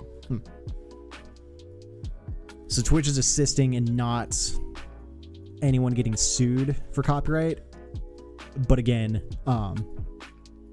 if they were to watch live streams and find that they're using their music, then that becomes an issue, and they could do like a live takedown. But it's very interesting they're facilitating that. I wonder if there's a consequence to that, a bad one down the road. Or maybe we all just came to the realization that no, streamers and content creators who use copyrighted music, your music is never the focus of anyone doing anything on the internet. Unless, of course, it's a live reaction to music. Like, let's listen to music and react to it. Then it's, like, directly involved. But if it's just background noise, background music, no one cares. On Walker and Just Bieber mostly allowed to use their songs for whatever reason. Really? Even Bieber? That's interesting. Orbital's the boogeyman. Essentially. Gotta go now. See ya. Alright, Orbital. I'll see you later, brother. You have a good one.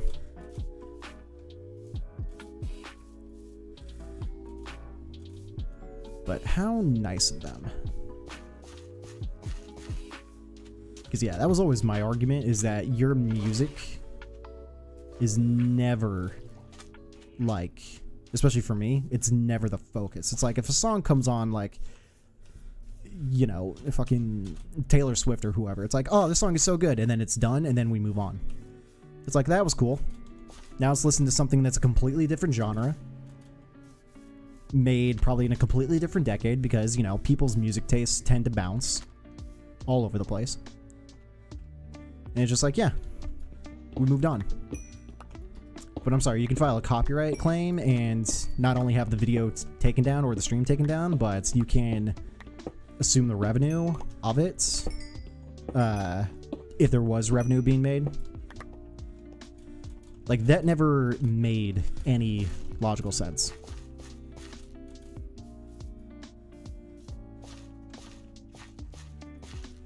Ooh, a little bit of a cave system going on down here.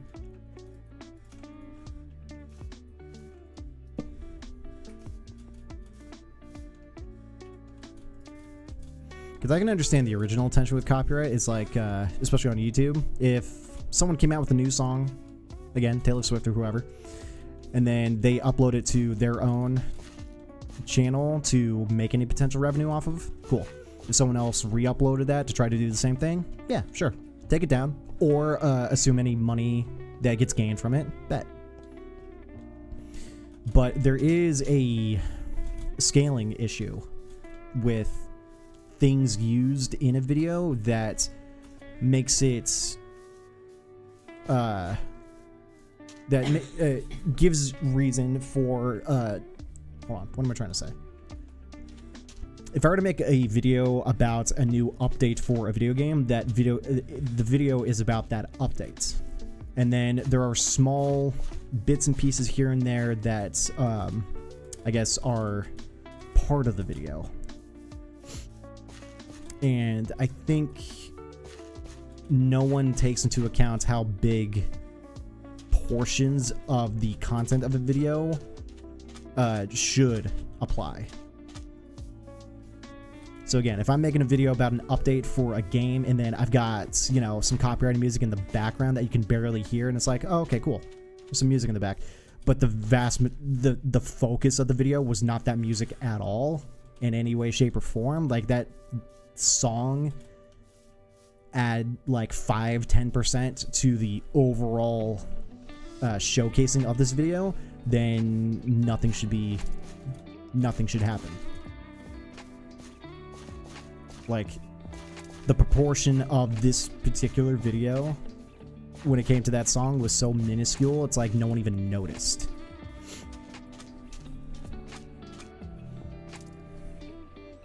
Only take revenue, copyrights, removal requests, delete the video, and copyright strikes not only take the video down, but also give all the money and give a channel a strike. Right.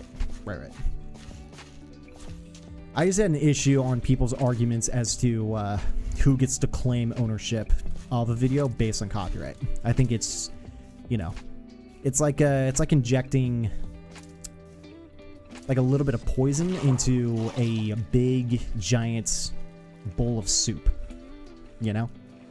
It's like, without that poison, this entire bowl is fine. It's not gonna, you know, It's not going to affect anyone. But all it took is that little bit of poison, now the whole thing is fucked. But that logic, I don't think applies to content. It does not apply to videos. But with copyright law, it does. The whole kit and caboodle could be hours long, and that song is only like 2 minutes, and it played somewhere in the middle. The whole video is now fucked. No, that's the most batshit thing logically I've ever understood. Yo, what's up, Snowy? How have you been, man?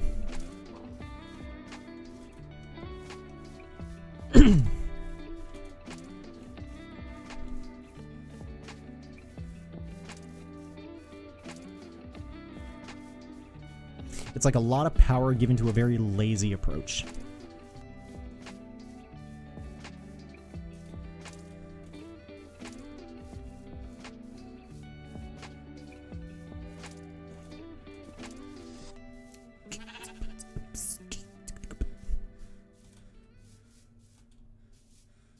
It's fun. Just going on walks in Minecraft. Just chilling. Now, we also don't have to do Minecraft. I did think about also doing Valheim, but when I was scheduling the stream last night, I was like, what do I feel like playing? And I've noticed if I feel like playing in one game at night and then I wake up the next morning, that feeling is gone. Like, it's like, what do I feel like playing now? We could do Minecraft, but right now it's like, I could totally do Valheim. I even still, like, yeah, it bugs me, dude. Like, I do want to play Helldivers. It's a fun game to just dump some time into. And the amount of time that you dump into the game also does reflect for the war effort and stuff like that. So, you know, it's time spent with a purpose. Like, it's great. But I can't stream the game. It's just tough, dude. What happened to Helldivers? Helldivers. Nothing. It's like I want to play the game, but it's just super, super difficult to play the game and stream it at the same time. My computer can't handle it. Because the frame rate to even play the game is already below 60. Like, in the thick of it, I'm going like 20, 30 frames a second. And the way to combat that is to drop the quality of the game. But if I do that, then I'm slowly going to lose text. Like, my text in the game just goes away. So, I can't read anything. So then I have to reset my game to get all that text back. But it's just going to go away again because I've got the quality set super low. There's something there that they need to fix. But at the same time, the stream is streamed at 60 frames per second. So it's a good quality for all of you guys to watch at home. If I were to play the game, that would also get affected directly, where the stream will drop down to like maybe 30 or 40 frames. I've seen it for both. So frame rate for the game and also for the stream just suffer playing the game. And it's a mixture of my computer and how old it is. It's also a mixture of them and their optimizations. So if they can optimize the game to handle a older gen PC like mine, awesome.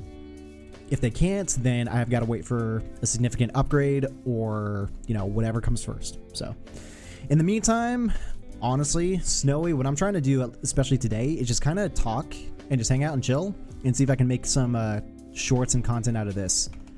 Because I think there's a bit of a meta shift when it comes to content on YouTube for more like authentic conversations between everyone, pretty much. Could be, you know, a Discord call with some people, chilling, hanging out, talking about stuff, or streamer to chat. So fair use says if the content is transformative, like a critique or review while using the video and audio from copyrighted work, it's fine. Right. But if I'm just here right now for 3 to 4 hours playing Minecraft and I were to put on some Taylor Swift, it's an issue. If I were to critique anything that she's posted, it's fair. Like, who skipped logic class out of here? Who has money for a monster PC nowadays? I'm a broke ass. Same. Well, hopefully with NVIDIA showcasing their new Blackwell GPU, maybe the 3K and the 4K series GPUs will start to drop off in price a little bit. Hopefully sometime soon in the economy, we might get, I mean, deflation's not a good thing, but something's got to give at some point, so maybe prices would drop off a little bit. I don't know. I guess we'll have to wait and see what happens. But same face, blue smiling. I don't know why the emotes don't pop up for YouTube. Or no, it probably does pop up for YouTube, but not in my restream chat. Ah, there it is. Got it. Oh, nope. I want to be on the music because I want to notice if we get some copyrighted music playing. But, but I want to play Ghost of Tsushima. I feel that. I'm pretty sure my computer can handle it, so yes, we are going to be streaming Ghost of Tsushima. For sure, 100%, 110%. And up to 30 seconds of copyrighted work if your content's fine. Yeah. Yep. And see, what I think sucks about copyrighted stuff, like anything, music, TV shows, movies, whatever, I think if it's old enough, we're kind of doing it a favor. Like, some content out there probably does not get viewed or consumed in any way, shape, or form once it starts hitting like 30 plus years old, right? Like, let me ask you guys, when's the last time you guys watched a movie from the 80s or the 70s? If your answer is never, then I think it's almost, you know, I don't want to say obligatory, but, you know, we're almost doing the streaming services, the studios, a lot of people a favor by kind of like reintroducing some very old content. It's like, you know what, that movie and show was actually really good. I wonder if it's playing anywhere, like on Netflix or HBO or whatever. I'm actually going to go on and watch it, and then it gets views.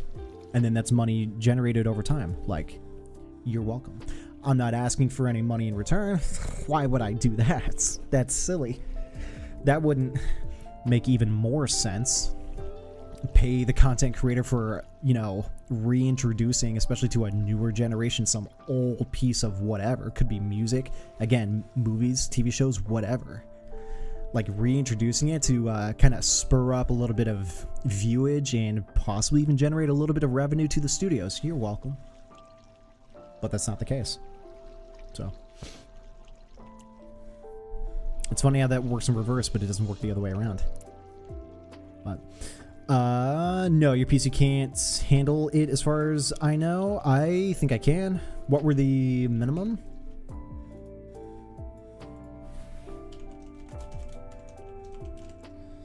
PC requirements. Predicted Ghost of Tsushima PC requirements. Can I run it? Director's Cut minimum requirements is 16 gigs of RAM, which I have. NVIDIA GTX 1650 or a Radeon 5500 XT. I have a 1070, which I believe is a better GPU. Hold on.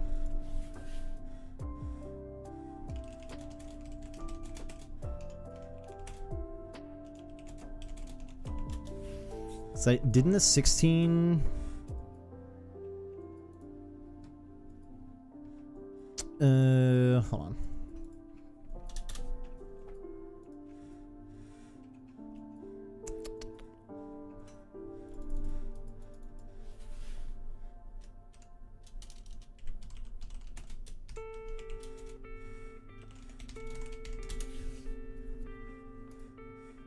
It was already on this? Yes.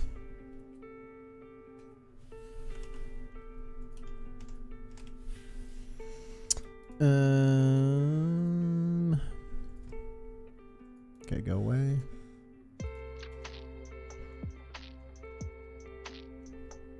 Okay, let's see here. Oh, here we go. That'll help. We're the 1650 GTX 1650 is using the Turing architecture. And at 1080p medium FPS for whatever game this is benchmarking at is pretty much on the edge of 50 frames per second. If I were to go to Pascal, which is what mine is running on at 1070, it's actually slightly more towards 75 to 80% or 80 frames. because the Turing architecture is what the 2K series runs on, but the 1600 series is the budget series. So there's a drop off. You're either going to 2060, 70, or 2080, or you're going to 1660, 1650, 1630, which if you go budget, you're on the newer architecture, quote unquote, but you do have less going on. Whereas the Pascal series old architecture, but for what it runs, because I've got a 1070, it does outperform a 1650, not by a lot, but it does outperform a little bit. Especially at 1080p medium FPS. What about 1080p ultra? Yeah, even ultra, it's better. 1440p ultra FPS. Ooh, 1650 is not even on the chart. Yikers. So yeah, 1070 could at least run ultra. Not at good frame rate, but it can run it. And then 4K, yeah, it's not even on 4K. So, but yeah, this is Tom's Hardware telling me that. So 1650 series is good, quote unquote, but not better than mine. The 1070 still outperforms the 1650 marginally. But that's just the GPU. The CPU, Intel Core i3 8100. I have an i7 6700, so it does require like 2 generations newer of a CPU, but mine is also a better, a stronger version of the i7, so slightly better. File size 100 gigs, that's negligible. And then the recommended specs are a GeForce RTX 3070. Okay, so I'm definitely going to be able to play the game, but I'm going to have to drop off the settings. Because if they're saying they need a 3070, that's 2 generations past, which, yeah, not going to happen. Intel Core i7 9700. So, it's funny, it's... Yeah, it's like the same... same series but different generation.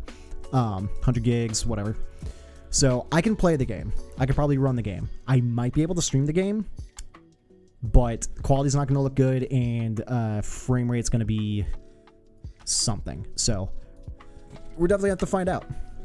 We're definitely going to have to find out. But anyway, do I like Valorant? Sorry. Let me see. Oh yeah, I skipped a lot of chat. My bad. Unless I'm misremembering the specs. No, I think your specs. I think I'm doable. But we're just gonna have to wait and see. They totally could not optimize the game at all for PC. So unless you're running the recommended, don't even bother. Could be that, or not. We're just gonna have to find out. But I at least hit the minimum. I'm over the minimum. So, do I like Valorant?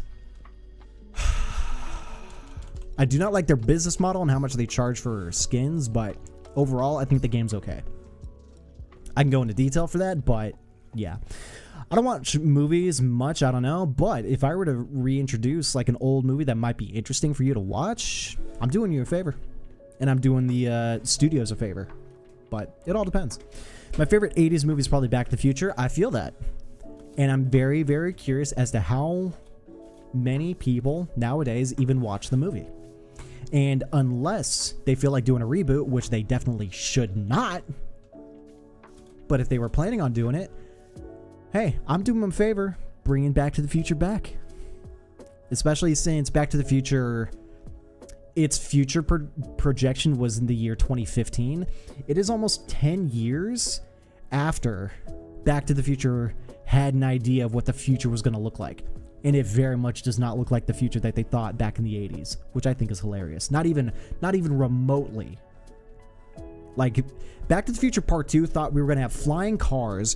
We're going to have dogs that are being walked by leashes that just float in the air. We thought we were going to have hoverboards. Nah. Sure, those boards are marketed as hoverboards, but do they hover? No. No, they don't. They're still locked to the ground. What else? We do not have accessible shoes that automatically tie themselves, or I guess, yeah, essentially tie themselves. They're kind of there, but they're not accessible for anything. We do not have jackets that You know, if we just jump into the river and come right out, they don't dry us immediately. No. What else? Not all cars run on electricity. That wasn't really explicitly pointed out in the movie, but still. What else? We do have smart homes to an extent, but voice activation never really took off for a lot of that kind of stuff. Not really. Because, you know, there's the scene where Marty McFly, the older one, goes back into the house and he's talking to the whatever to give it commands to do the things in the house. We could probably get that done, but it's not accessible for anyone. What else? What else can we do? You'll notice not a single cell phone, like anywhere. I'm trying to think.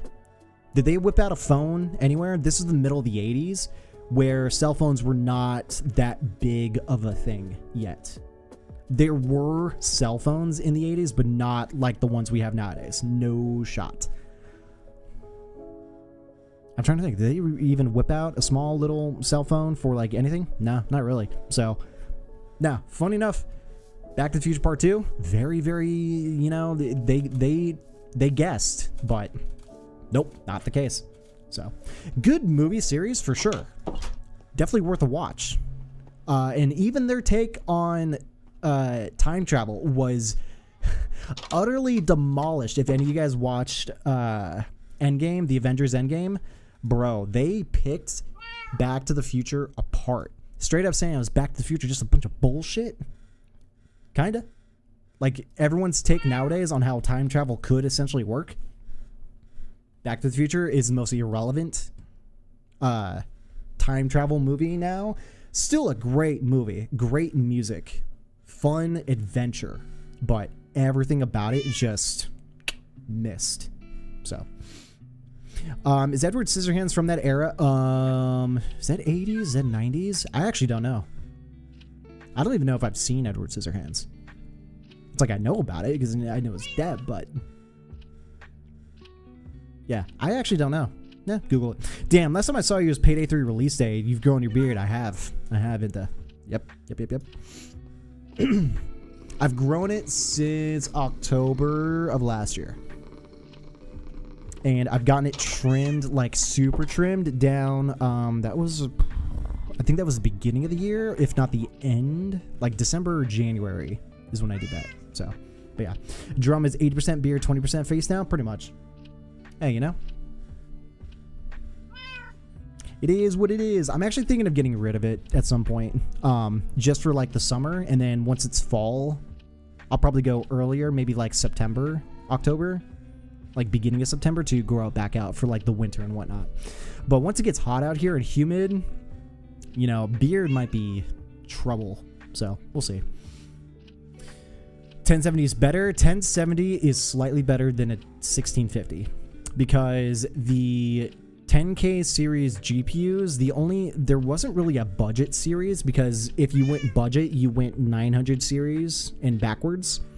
But with the newer generation cards, the 20K and onward, they start to go a little bit more budget. Like they go the 60s or the 50s. Some even have 40s or 30s in whatever series GPU they're doing. But the 2K series GPUs were on the Pascal architecture.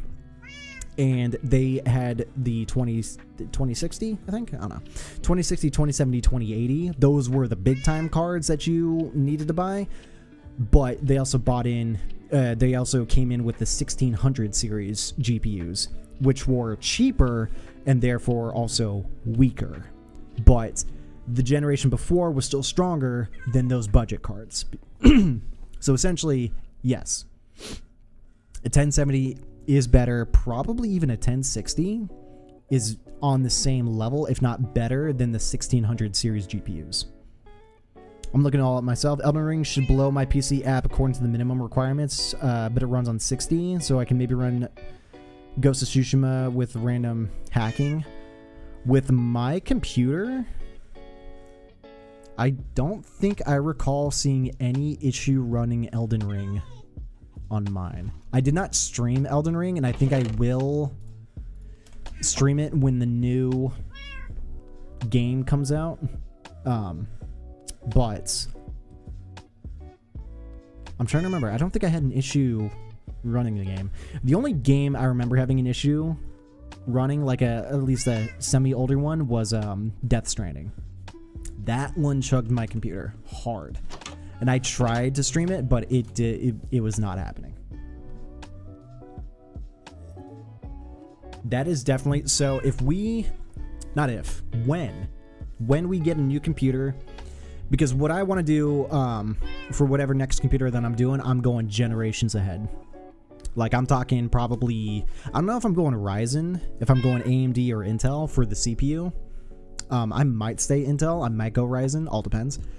But I'm still probably going to stay NVIDIA GPU, but I'm going, like, minimum, I'm doing an i9 Intel or a Ryzen 9 AMD CPU with a 4070, if not higher. All depends what prices are going on, what deals I can score. I'm also going 32 gigs of RAM. And I believe RAM right now is DDR5, which is cool. Because I think my computer, I don't think it's DDR3, I think it's DDR4. But, you know, newer generations, better specs and whatnot. But, you know, fast clock speeds. Reasonably fast now. With an M.2 drive and solid state drives. Just going as hard as I can, most bang for my buck. Because it's not about future-proofing. Not entirely. But, you know, it's the reason why I don't... Oh, I forgot Pachi's following me. It's the reason why I don't... Oh, shit. We got combat.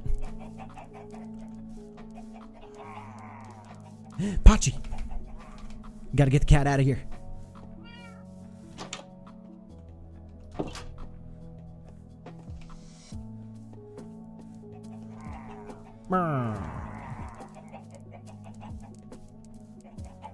Okay, the cat should poof down here.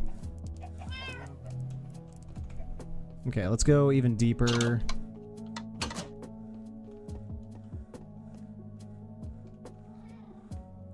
Damn it, Pachi, where are you?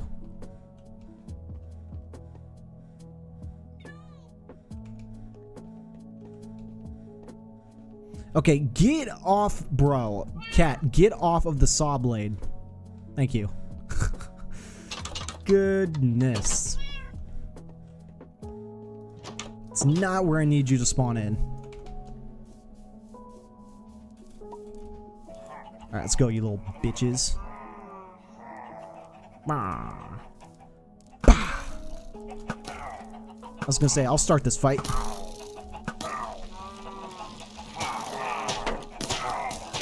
Friendly fire, Omega roll.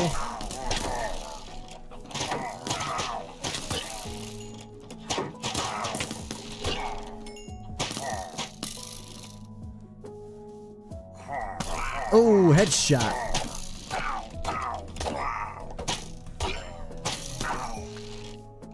Get fucked. Dude, look at all these arrows I wish I could pick up. Sad about it.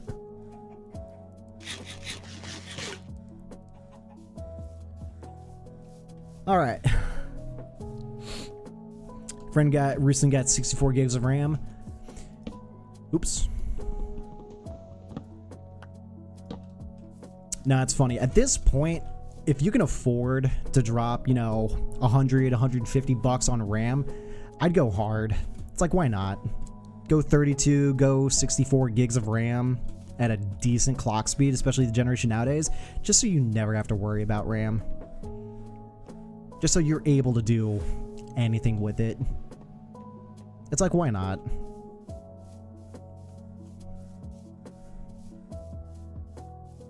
And it's like, especially if you're doing editing software or streaming content, Minecraft even, RAM, it's not overly expensive, so you don't really have to think about it that much. So, sit the cat down, otherwise it's going to teleport. I know, I forgot to sit her down when we came out, and so I saw those guys and I'm like, Pachi. But we good. Oh, also we need milk so I can get rid of the debuff. I forget what this debuff does, but might as well just get rid of it.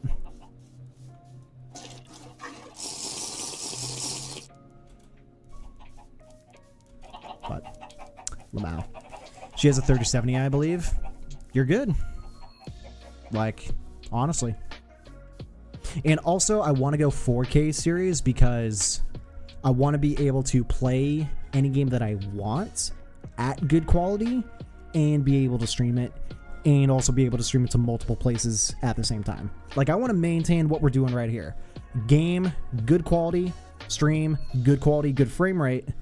Game, good frame rate. All of that stuff. No stuttering, no nothing. Because I believe with the 4K series GPUs, at least right now, you should be able to use just one computer for all of your things. Which, perfect. But like I said, did I say 4060? I think I'd say 4070, if not 4080, and probably not 4090, because I don't think you can get a 4090 at a good price. I think it very, very, very depends. But, and then yeah, I went into looking how much I can actually upgrade this current computer and how much it would cost. The upgrades right now for this thing would not help. Like, I can't, my motherboard, this computer's so old, it cannot handle a i9 series CPU. So I would only be getting a slightly better i7, which does not help.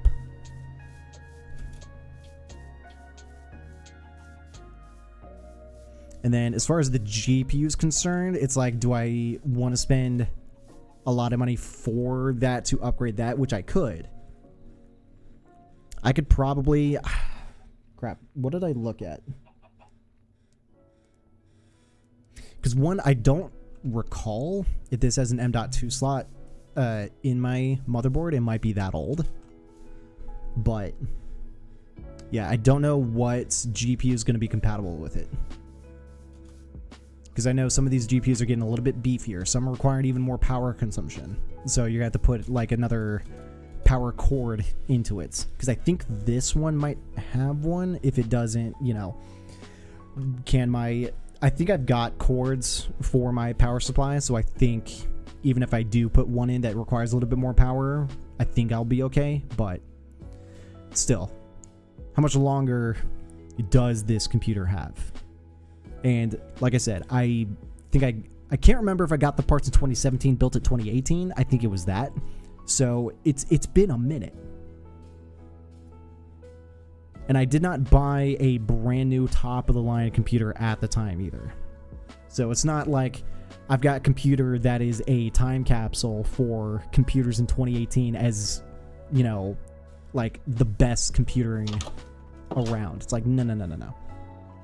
I still saved a bunch of money by buying a cheaper version of the computer that I needed / wanted, but that is, you know, that's making it even older. That's like saying I put this computer together in like 2015 and now it's starting to hit an edge. Well, actually it hit an edge a little while ago, which is why I'm dropping quality on a lot of things, trying to save a lot of power and computing processing power to even do the things that I want to do.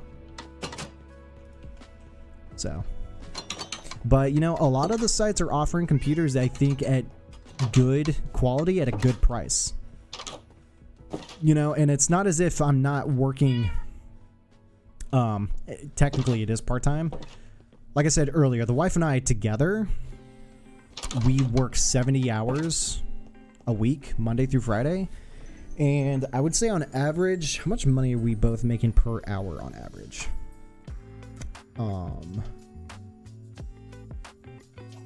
I would say on average, we're probably making 25 bucks an hour for 70 hours a week.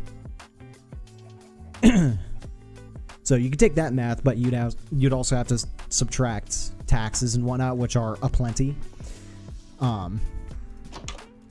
But you know, I can't just save all that money up to just buy a computer, because we do have to worry about a lot of other stuff. We both have cars that might need maintenance here and there. We have to pay for groceries. We have to pay for rents.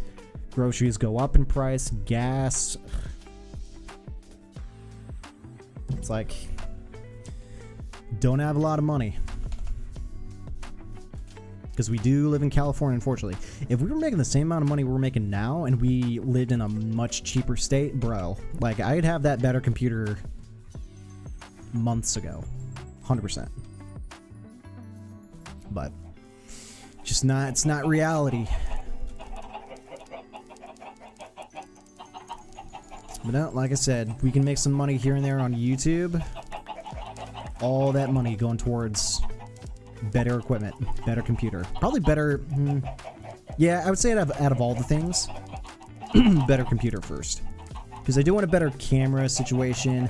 The microphone and audio quality I think are great. Especially for what we do. So I don't think I need to put any money back into that. It's mainly computer, camera, maybe better lighting. I think the lighting, even though it's still pretty good. So no, it's honestly computer and camera.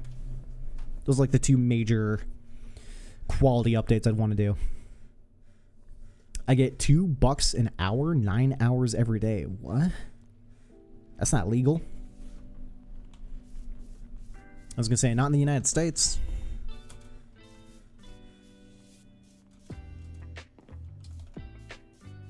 But, jeez.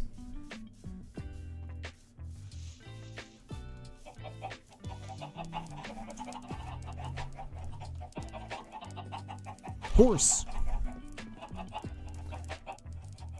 2 hours. Oh, I totally forgot we were cooking raw chicken in one of the furnaces. There we go. No way. A full stack of bamboo cannot handle like 20 things of raw chicken. That's crazy. Because yeah, is it like 8? No, it's 4 bamboo per block. Per one item up here. That's crazy. That's math. And stuff gets more expensive each day. Yep. Which causes us to withhold a lot of money, which causes the economy to slow, which hopefully causes something to break, and that breaking makes our life easier a little bit. But yeah, we're just gonna have to wait and see what eventually does break, how bad it breaks, and what are the repercussions of it breaking.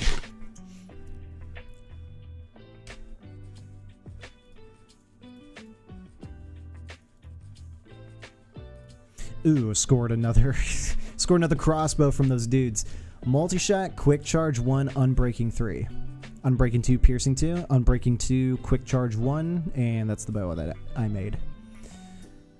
Jeez, multi-shot, quick charge 1, unbreaking 3. That's a crossbow. That's crazy. That's crazy. But yeah, you know what? I think for tomorrow's stream, we might go Valheim. Because that, I think, is a lot more capable of kind of just doing shit. Right now, I'm kind of just wandering. I don't really have a goal in Minecraft. I don't really care about going to the end, defeating the Ender Dragon. But at Valheim, you definitely have the time sink a lot of time just to move on to the next boss. So, I don't know. Might be the goal. Ooh, cat. You want to join my family? How you doing?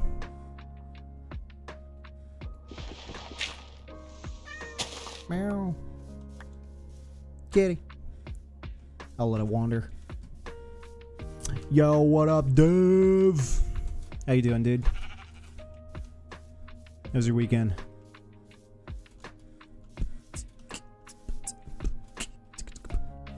No, I think depending on how many shorts that I can kind of put together, I think what I'm gonna be doing is somewhere between 2 to 3 shorts per week. And those shorts are gonna show up Monday through Friday. If there's any additionals, they'll be putting on the weekend, but I don't know. I feel like for the most part, any content that I put on the weekend is just going to be overflow. I feel like Monday through Friday is just better. Have I found a dog yet? Are there dogs in Minecraft? No. Only cats, which I'm fine with. Cats are the way to go. I like dogs too. I'd be down to get a dog, just not where the wife and I currently live. We're gonna need our own place, but I'd be fine with anything that would make our lives easier. I feel it.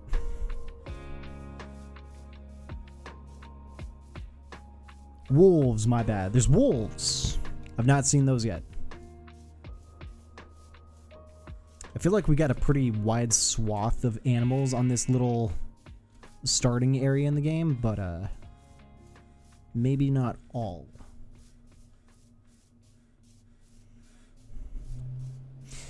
Okay, so can a wolf and a cat coexist in one household?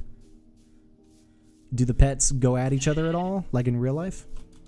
That'd be funny to occasionally see, like, the wolf getting bapped right in the face by the cat. That'd be cute.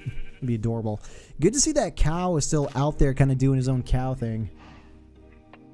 He's just floating out there, man. Been doing it since day one. They don't fight? Okay. I'm not looking for Minecraft to be realistic, but it'd be funny if they added something like that in. Pets ignore each other. That's funny. No, you know what? It'd have been a million times more cute. They don't have to fight, but could they just like play with each other, like kind of roll around? Like their character models just kind of do something fun together, like very occasionally. That'd be kind of cool. But also, there's no starting area. This is all just Minecraft. I get that, but starting area, I'm just referring to where the game put me in the beginning. It's like I could have been put somewhere where there was just pigs. Whatever is unlikely to happen could also mean there's something that's very likely to happen. I could have been put in the middle of a field where there were just horses. I could have been put on a wider continent. You know, it's just the RNG of where I started. Not that this is a starting area. Like I get what you're saying. Minecraft is all of Minecraft. It's all the world. But at least in the location that the game put me in, that starting area, you know, gave me a bunch of stuff. Gave me a village. Gave me an abandoned village. So.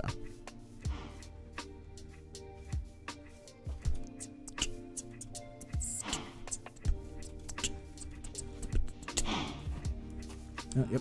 I'm just like, I've been in there, done it all.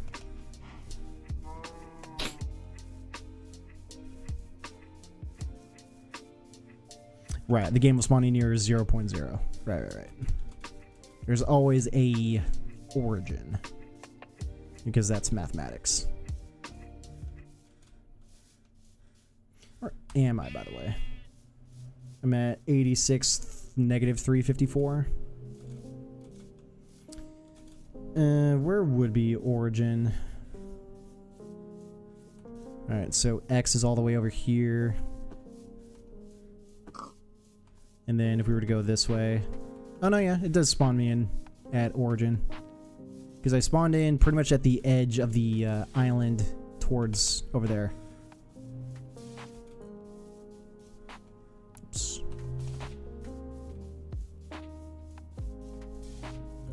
I'm at 19. Let's go over a little bit more. Now we're at 10. Okay, it's in the middle of the water. So it couldn't spawn me in over there. Origin is not on land, it's on water. But yeah, I'd have to go a little bit more into the water to find 0. But yeah.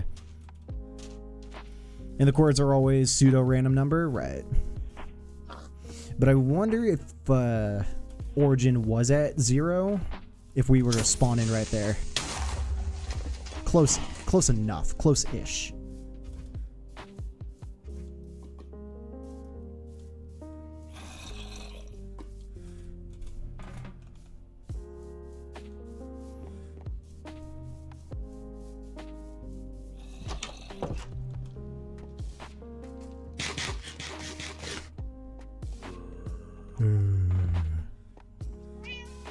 Meow. Alright, Pachi, let's go to bed. I just love the cat purrs. It's fantastic.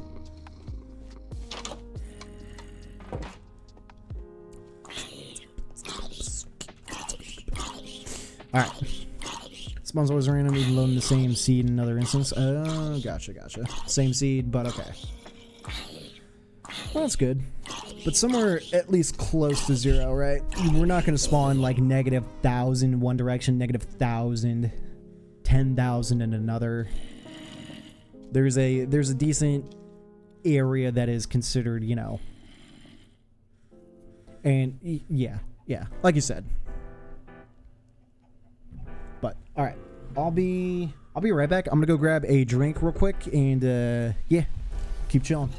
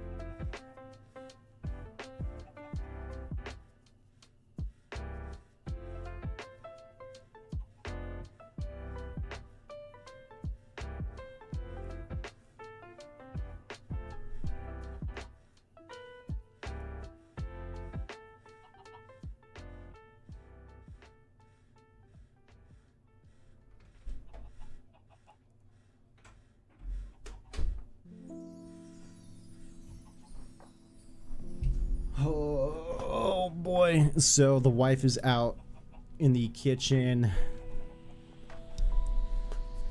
cooking some food, as wives do.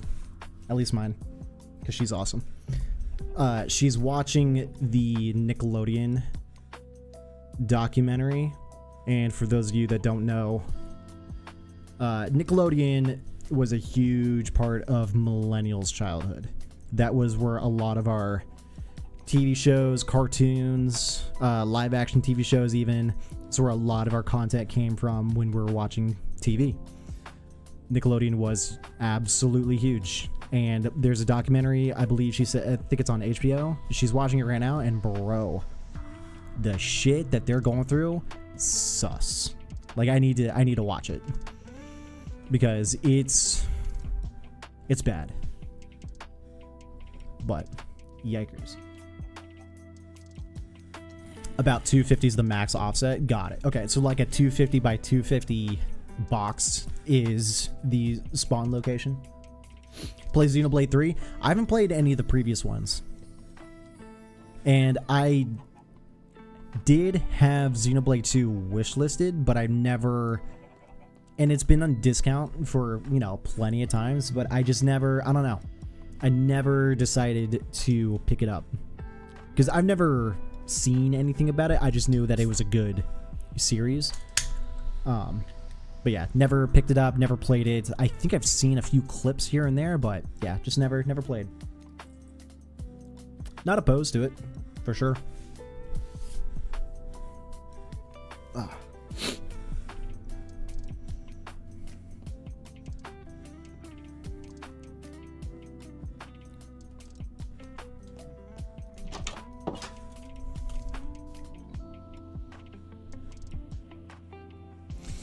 The front of the house is now complete with the banners. Now we can start putting a banner maybe like here and maybe over here and then putting it all around the house. Bro, I just want this house to just be covered. Just so every time they show up, they know. How did you get all these banners? I killed them all. Not that it does anything, but that's what I imagine. Xenoblade games are barely connected. Oh, okay, cool. So 1, 2, and 3 are basically completely original. Kind of like Final Fantasy in a way. That's fine then. Kind of similar to what Final Fantasy does. Got it. Okay. Where is Xenoblade 3? Is it on Steam? Did it like recently come out or is it not out yet?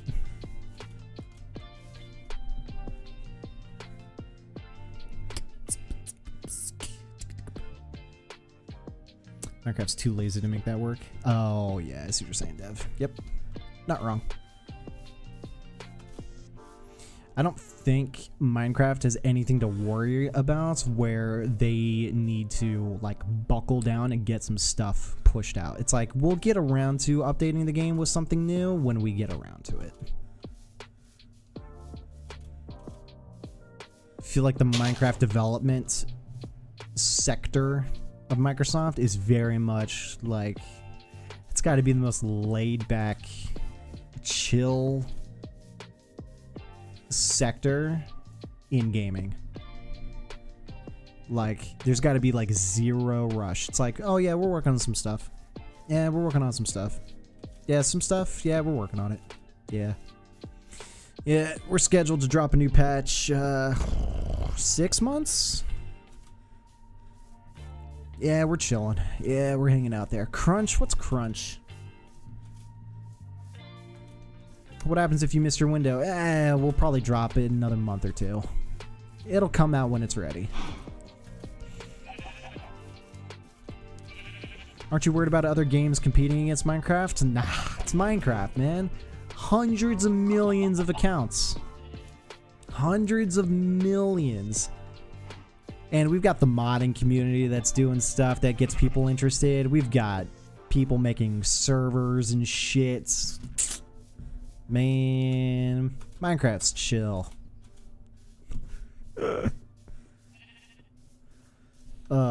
Imagine. It came out late 2022. Okay, so it's relatively new. That's good. Switch only. Oh shit. Okay, well, I can stream Switch games, so we're chill. Xenoblade creators actually made Breath of the Wild and Tears of Decay, so you can expect fantastic experience. Oh shit. Okay. Is it discounted at all, or is it still probably up for like $60 on a Switch? Well, that could be another game I either get the cartridge for, which I think I'll do, because I've got a bag. So anytime the wife and I were to like go somewhere and I'm able to bring my Switch with me just to like play on, I've got a travel case with it that's got how many slots? 10. I could pretty much hold 20 cartridges in this thing and carry it with me. So awesome. Or I've also got a memory card in my Switch that can hold, I forget how much, but it can hold a decent amount. So yeah, it's like I can do that. $60? Okay. AAA Monolith soft release. Okay. Gotcha. Alright, that's doable. But it's extremely long. I'm fine with that. I played Persona 5. I know exactly what long game is. I played Persona 5. I streamed Persona 5.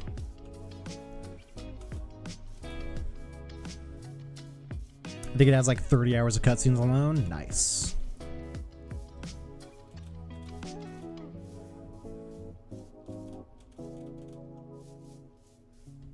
Oh no, also, in addition, I've streamed Persona 5 Royal.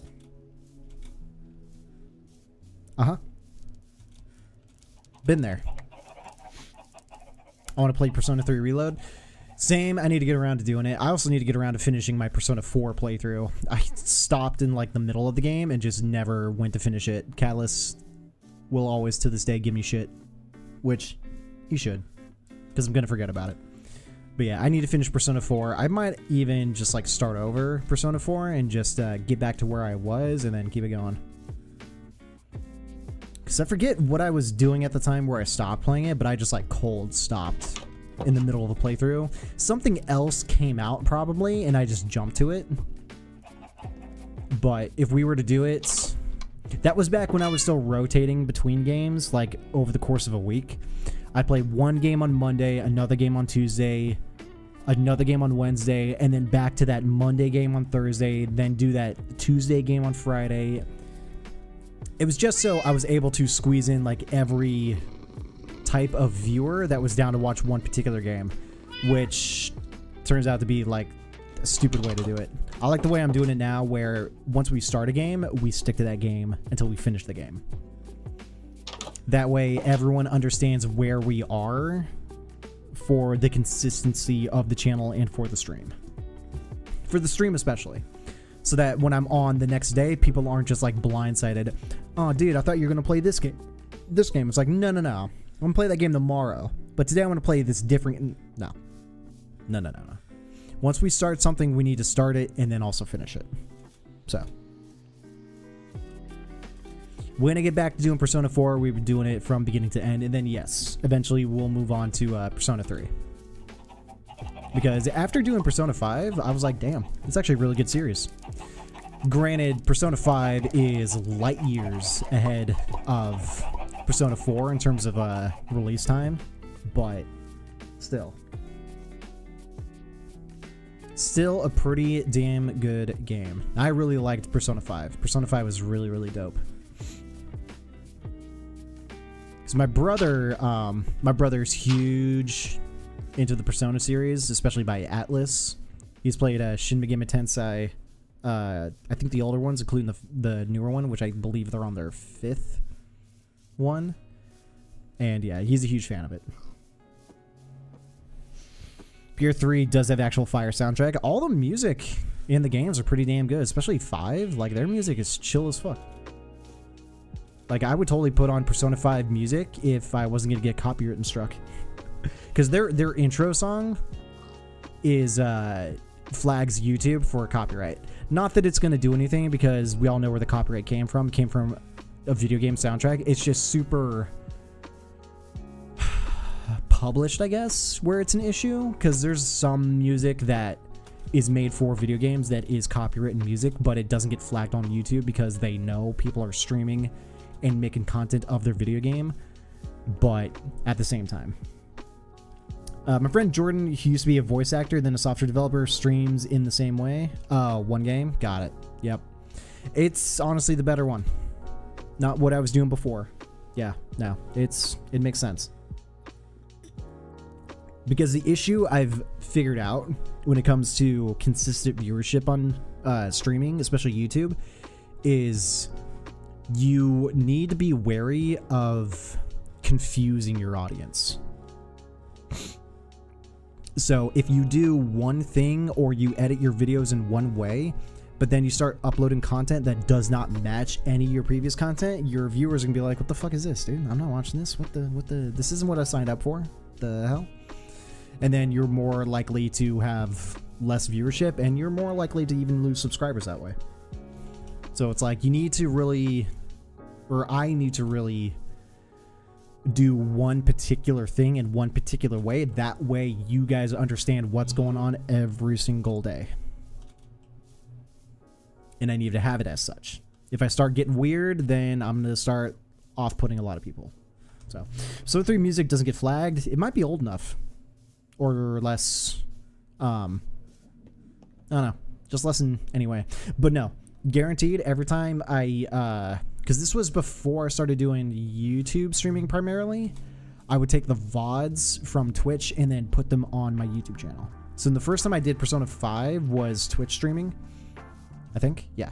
And when I uploaded the VODs, that was getting copywritten flagged. Not struck or taken down or anything like that. It was just letting me know I'm playing copyrighted music. And I'm just like, that's crazy. Which music? The intro. It's like, oh, okay, cool. Am I getting in trouble? No. But, you know, it's still there. It bugs me. Oh, no, the music is entirely new in Reload? Oh, shit. That's cool. Okay, cool. All right. That's good. No, and then it also helps to start to put together like a playlist of music from games that you can use all over the place, because a lot of music from games are really, really good, and it's like they're copywritten but not copywritten, you know? I can randomly start streaming my 9th TFTK playthrough or something. Who cares? I did in fact stream some random crap before. Yeah, but it's more, because I don't think you off-put anyone by being random, but if you start tracking a stream from like the beginning of the month to the end of the month and you being random, how consistent is the viewership as well as the people in your stream? You know what I mean? It's like with today, we have you, Pila, we had RK, we had Dev, we had Kyla, we had Snowy. So if I, for shits and giggles, were to play something completely different tomorrow, what are the chances all of you guys would show up back in? Well, pretty good, because a lot of you guys are consistent, but over a long enough period of time, how consistent is that audience going to be? Sometimes you get random people, same. But I think growth needs to be more consistent, not so much random. Random people coming in is good, but can random people stay? That's the question. Okay, I'm tired of seeing both of these, this sheep and this pig just sitting up there, so guess what?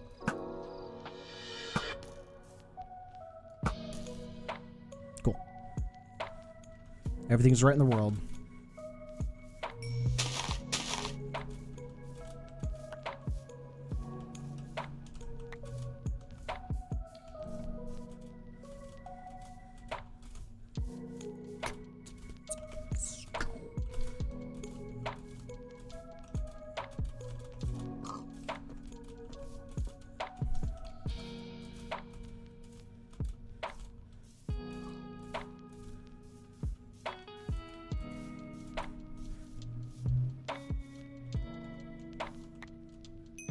Yeah, I'm coming for that XP, and I'm coming for that pig meat. Coming for that pork chop.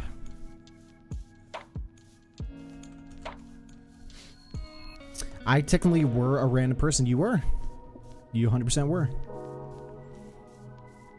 But then through my my professional streamer abilities, I converted you from random to regular. Because I'm just awesome.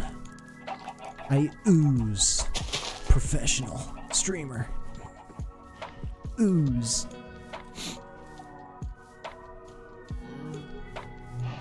Oh, right. I forgot. We need to make more. Let's get some more wheat. But I want more pilas. More randoms that can convert to more regulars. Nope. Not for you. Not feeding you. You would have thought, bud.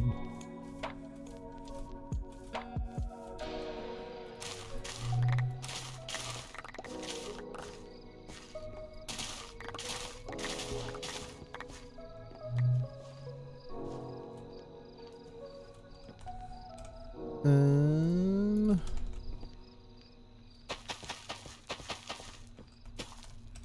don't get any more than that. Here we go. I'm just like, you get more seeds than you do wheat. There we go. More like unprofessional, but awesome streamer. Wow. Okay. Hey, I'll take one or the other. Professional or awesome. I can't have both. Fine. I'll take one or the other.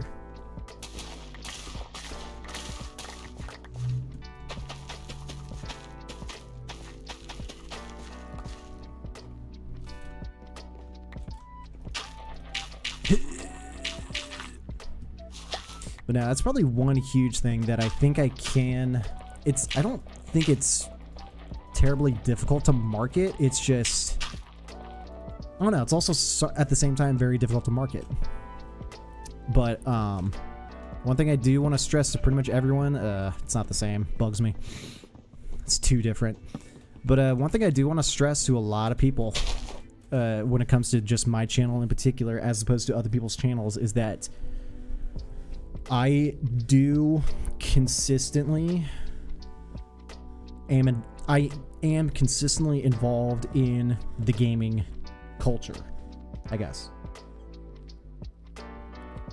I'm also not an asshole. Objectively, most of the time.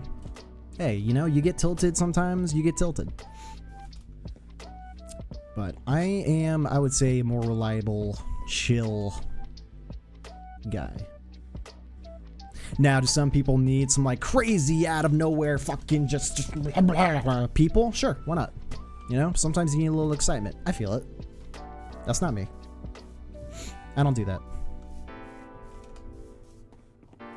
It's like I'm boring, but boring in a good way. No, not boring. That's not what I mean by it.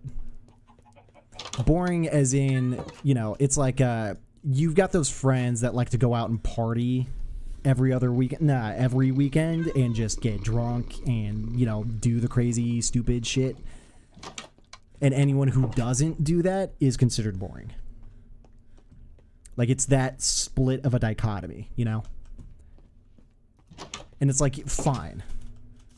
I'll concede that, yes, given that picture, I'm boring. But if that is not your level of excitement, if that is not your, you know, how far you need to go in order to get, you know, anything of value from just existing, then yeah, I'm not for you, for sure. It's like I'm a step down. You're chill, semi-professional, but mostly, importantly, just fun to watch. I will take that to the bank and cash that check, 100%. Appreciate that, Pilot. Really do. Music, you good? Oh, maybe I ran out of... I looped the playlist? Alright, let's move on to a different music playlist then. Let's go to Secluded.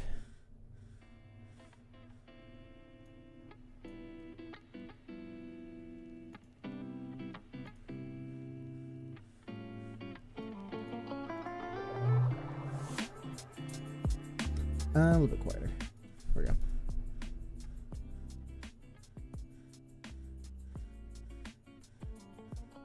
Cool.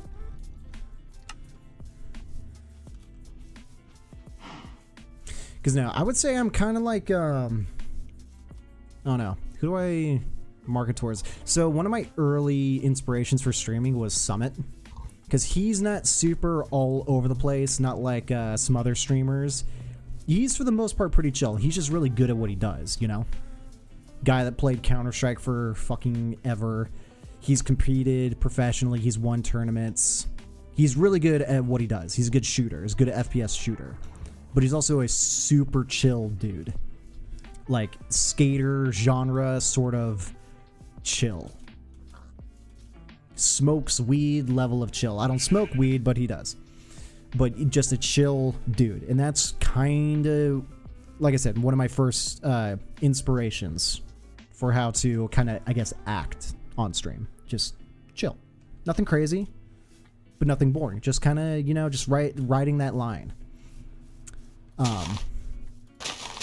And then another dude I didn't originally watch, not a while ago, but I've been watching him for years now at this point, would be someone like Asmongold. Again, a really chill dude. Has great takes on a bunch of stuff. Smart guy. I'm definitely not that chill where my environment slowly erodes away and there's like roaches crawling around. No, I'm not that chill. He's more chill about that. I'm not that chill. But again, a guy who's not bouncing off the fucking walls all over the place. Chill dude.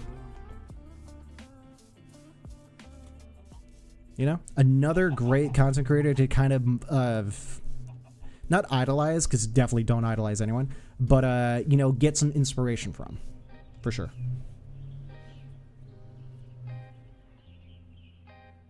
I'm chill and work on video games. I know CD Projekt Red devs personally, which is awesome. You know, have you worked on anything that they work on? Like, have you gotten a job from them before, or anything at all? Because that'd be dope. I love Asmongold. Yeah, he's a great streamer. He's a great content creator. And it's like he starts in video games, but now he kind of just branches off and gives his opinions on a bunch of things all over the place. It could be hyper political pieces of information, but he's still nonetheless a chill dude who is interactive. That's probably the biggest component to this whole thing, is interaction. And you see it. You definitely notice it. Like, if you ever watch a professional, like, FPS player for whatever game, like Valorant or whoever, you'll notice how much attention they don't give the stream. Their full attention is just so fixated on the game. Everyone's just like, damn, okay. You notice the difference. You notice the difference so much. Now, I've never worked for them, just know them. That's cool, though. Hey, that's a foot in the door, though. Would you want to work there? I think it'd be kind of sick. CD Projekt Red's one of the good studios. One of the last remaining good studios. I know. As far as I know. I don't know. I tried to get a job at Nintendo and Monolith as a localization manager. Sick. Again, that'd be dope. But no, you having known and they know you is almost as good as actually just working there straight up.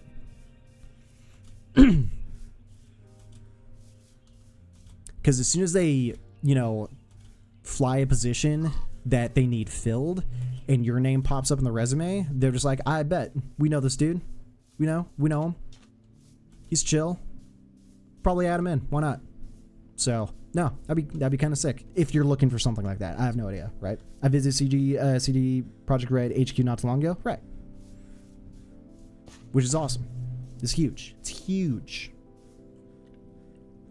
It's like the first step to getting your dream job is actually letting them know that you exist and that you're interested.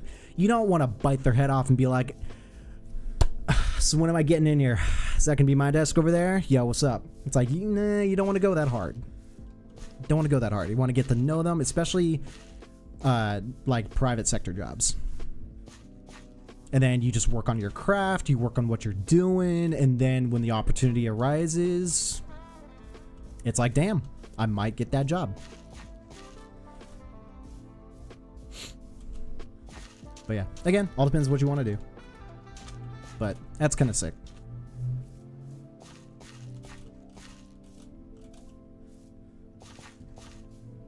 They gave you free copies of all their games before. Like, we're talking Cyberpunk, Witcher, like any one of them. That's also huge. Like, all right.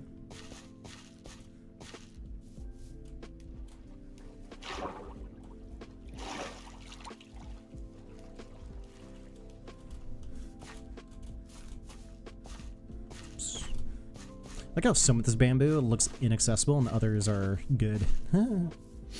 Including the DLC, that's... I could see... Yeah, I could definitely see getting the DLC for free. That'd be kind of nice. But the full game, that's pretty cool. No, yeah, I would totally... Especially people I knew that would be down to show other people. Not really as, like... I'm scratching your back, therefore you're going to be scratching my back. But nah, DLC I could totally see giving away pretty consistently. They're super nice. That's good. So it's a positive work environment. In today's ecosystem, like, oh, shit. Like, I'm trying to think. That's got to be on the list of things you need to figure out for yourself, right? Like, how nice is it going to be to work here? It's like, I know your reputation for this place. Like, you guys do good things, but it's like, does anyone suck here? Like, am I going to be assaulted in any way, shape, or form? I need to know these going in. Like, oh man, I can't imagine.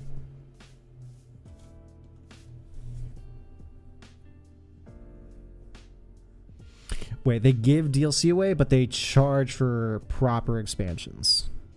Got it. Which I did get. Gotcha. Okay. Nah, the fact that you know them personally and they're, you know, they're willing to give you free stuff. Dope. The DLC is small, but expansions are huge. Right. I love how expansion, no, that's really not the term used for that stuff anymore, right? Like, when I think expansion, I'm thinking expansion packs. Like, I'm thinking Warcraft 3. Like, you're getting the Frozen Throne expansion, which in and of itself is just DLC. But DLC overwrote expansion packs in terms of terminology. Or we just call it for what it is, extra content. Additional story elements, additional items. Because an expansion pack, the way I look at it, is like story, characters, items, probably even gameplay changes, updates, like how Frozen Throne kind of changed Warcraft 3 a little bit. Not too much, but a little bit. But it's just like it's a major game update.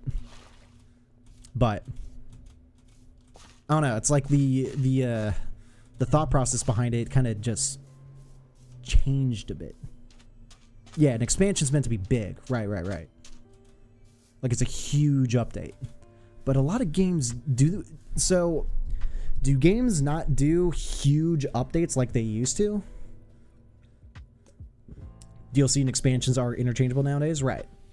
But yeah, I can totally see that. Expansion pack, expansion content is bigger. It's bigger, that's why you say expansion, not DLC. But when does it become big enough, is the question. And then sometimes they don't even just give you the expansion, they give you the game plus the expansion, right? So I'm thinking Persona 5. Persona 5 by itself is just Persona 5. But then Persona 5 Royal comes out, and it's the base game, but with a lot more stuff, and a lot more changes to the game. Like, they fundamentally changed a few things about the game. But Royal was an expansion pack. It just didn't get treated the same way. It's weird like that. It was basically a re-release extended edition. But you just don't use expansion anymore. We talk about DLC, sure, but yeah, it's different. It's different. Oh, someone's shooting at me. Sonic Frontiers gave us 3 major updates which added hundreds of hours of content. Shit. But yeah. Yeah, it's weird. I kind of like expansion. Maybe we need to bring expansion back. I'm just going to start referring to every like major content update as like, oh, let's look at this expansion. Look at this expansion pack. Ooh, we got a zombie villager. Dope. Yo, you guys see that DLC? What DLC? I saw the expansion. I'm just going to be that asshole. Just starts calling out these expansion. That'd be great. Yeah. I think I'm going to bring back expansions. But I'm going to bring back that definition that we're talking about. Expansion is like a big major content update. Where it's comprised of like a bunch of things. New music, gameplay elements, balance changes, story, characters, excuse me, items. Wow, that was a burp. My bad. Yeah, yeah.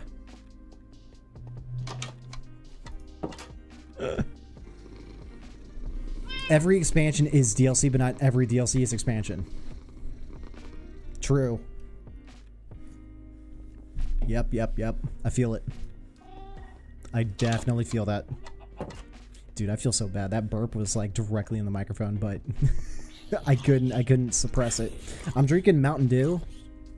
I've got some Baja Blast that the grocery store is selling. If there's Baja Blast in the grocery store, I'm picking it up. Like, I don't know about anyone else out there, but yeah.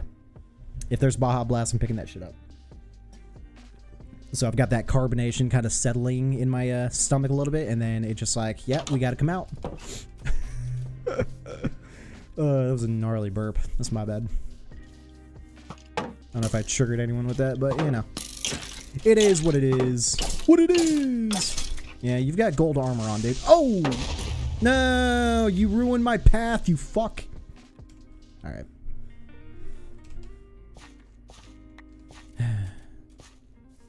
What was this pathing here? That's a shovel right-clicked, right?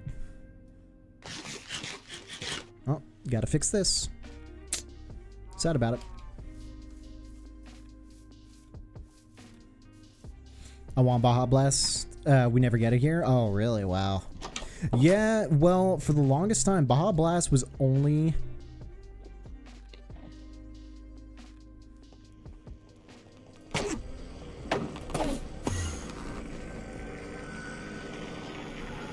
Let's go, you bitch.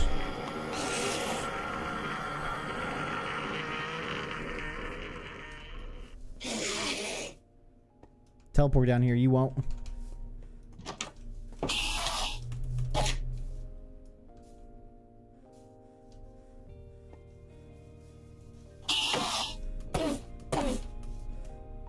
What's up? Oh, there you are.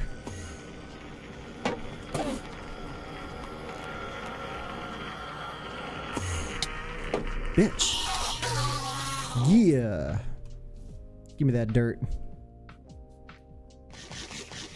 Dude, there's always an Enderman that just spawns in my house. Like he fucking owns this place. Unreal. The gall. The gall on him. Anyway. But, yeah, Baja Blast was never really a accessible flavor. The only place you would ever get it is Taco Bell in the fountain drink. Because it's a Taco Bell exclusive drink. I think it even says... Taco Bell Original even says on the can, on the packaging. But then I think enough people were just like, Baja Blast really good, why don't you just put it in a can? And then they did.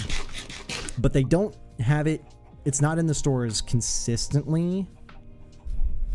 There is quote unquote Baja Blast seasons. And I think right now is the beginning. I think it goes into the stores like spring to summer, something like that. That's where I've seen it, at least in my store. So, ooh, I got a rabbit's foot. Sick.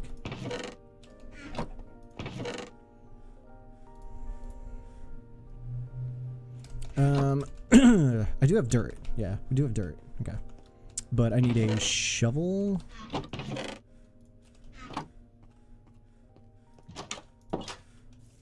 But it's good. It's good. I'm trying not to drink as much soda right now. I'm trying to actually drop a lot of weight. And it's working, but, you know, you gotta... Not cheat, but you gotta, you know, give your body something every now and again. You just want to drop your overall consumption of something off over a long enough stretch of time. But I'm also not just not consuming, but I'm also going to the gym and working out considerably more than I used to. So it's like I'm able to do that and offset consumption quite a bit. But we never get Baja Blast in Europe. Right, I could see that. Let's actually get rid of these. This pathing doesn't need to be super, super high. Let's fill this in. There we go.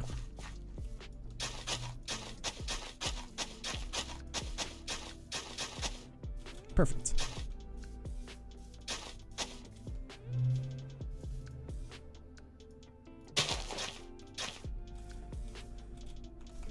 Let's clean the road up a little bit.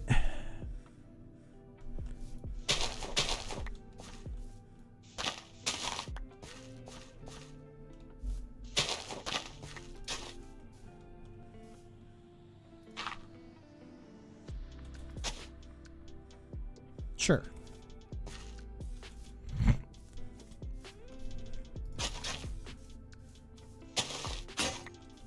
It's broken. Oh, that's fine. As long as we clean it up a little bit. But I recommend it. Baja Blast, pretty good. So, you ever make it out to the States, it's pretty good. I can't really describe its flavor, though. What does it say?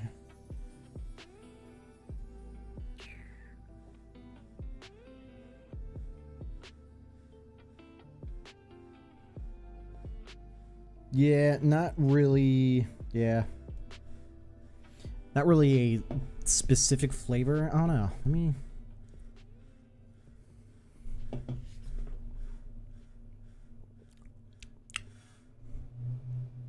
like, I don't want to say tropical because that's vague in and of itself, but the taste itself is also still relatively vague when you try to compare it to anything else. It just, I don't know. It hits different, but it hits good. It's a solid flavor. Just significantly exclusive. Because like I said, it's not in cans all year round, but when it is, grab it up because it's gonna get sold out. Because like, I think last year, I was waiting for Baja Blast season because I'm just like, I'm gonna buy 4 12 packs straight up. Like, watch me. And I've done it. Because the wife and I both like Baja Blast. It's solid flavor, again, like I've said. There, I forgot there's a pickup there. But I think we missed the window to the point where when we went into the store, they were just all gone. And we saw the barcode, or we saw the SKU, the tag, the price on the shelf. But the shelf was just empty because people bought that shit up. It's like, okay. It's like, I understand. Yeah. Ever come to the States, go to Taco Bell. I want to say they're at every Taco Bell. I don't know exactly where all the Taco Bells are in the world. I live in California, so Taco, California, yeah. Yeah, that's a spot. But it's good. It's good. Ooh, you know what? Let me get that shovel. And let's actually clean up our pads out here a bit more.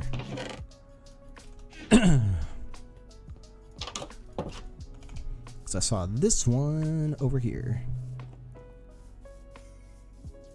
Bah.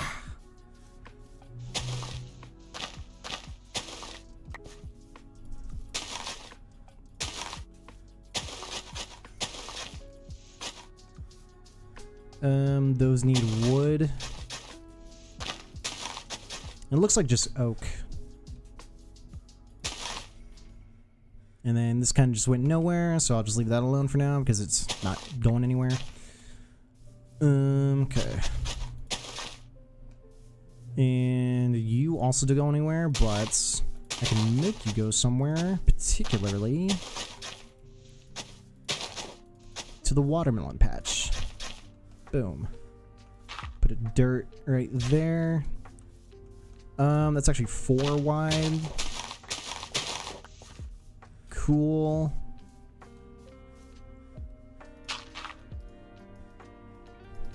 I was gonna say fill.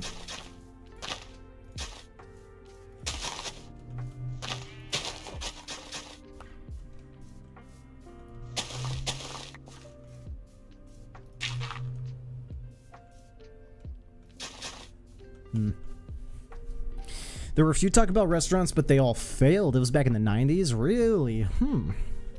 Interesting. Because, yeah, they're still... I want to say they're still pretty... They're pretty much still thriving out here. But, again, this is their target audience. sort of not really Mexican food, but kinda that theme at least. Because it's very American Mexican, not Mexico Mexican. There is a bit of a difference, and you do notice it, especially if that is your heritage. Like, you're just like, this is a Mexican food. This is American food with a Mexican, you know, flavor to it.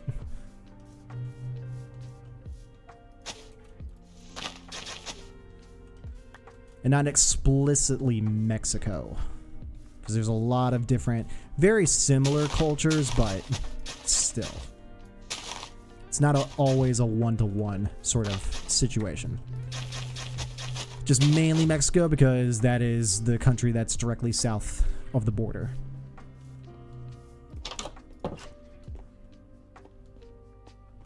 But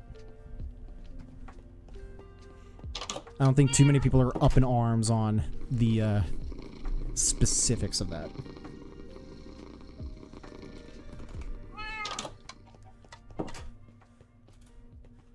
Poland hated it? Interesting. I'm actually kind of curious what they didn't like about it. Because, yeah, different cultures do hit differently. There are some foods, like, I can get down with sushi, but when it comes to Asia and their cultural significance with seafood, does not hit me nearly as much as it hits them. I don't hate it, but I'm not a fan of it. Like, if I had to choose between a bunch of dishes at a party and there was seafood versus my favorite, which is more Italian, so we're talking pasta and whatnot, I'd probably 10 times out of 10 go for the pasta. Might try some of the seafood, but then be like, yeah, that was good. I'm gonna go back to the pasta. Because that hits me better. And it's probably because it's got a lot to do with that's just what I consumed growing up. You know, I've got the genetic markers of someone who's got Italian heritage, does not directly influence, like, the things that I can or can't eat. But what you grow up with is what you grow up with. And if you're trying to eat food that you've never really eaten all your life, then it's not going to hit nearly as much as the food that you have. So it all makes sense. I'm back. Yo, Axo Bucket, welcome back. How you doing?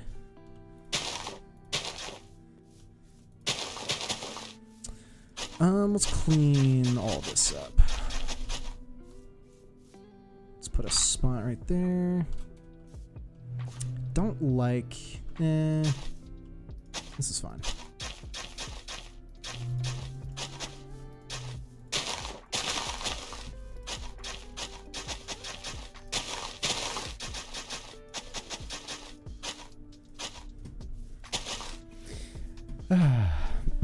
Oh, excuse me.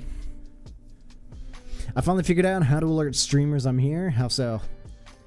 I have some French genes, but I would vomit all over the place just looking at the snails. I've never tried escargot, but yeah, probably same. I'm just like, I'm good. Yeah, I'm good.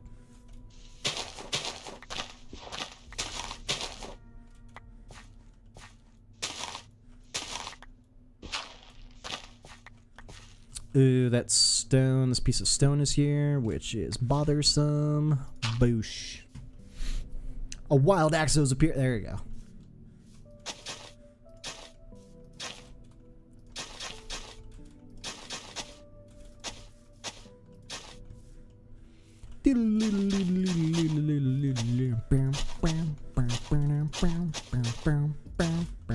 Just throw the Pokemon music in. Alright, this is good. Got some steps. Whether or not to keep them dirt is a question, but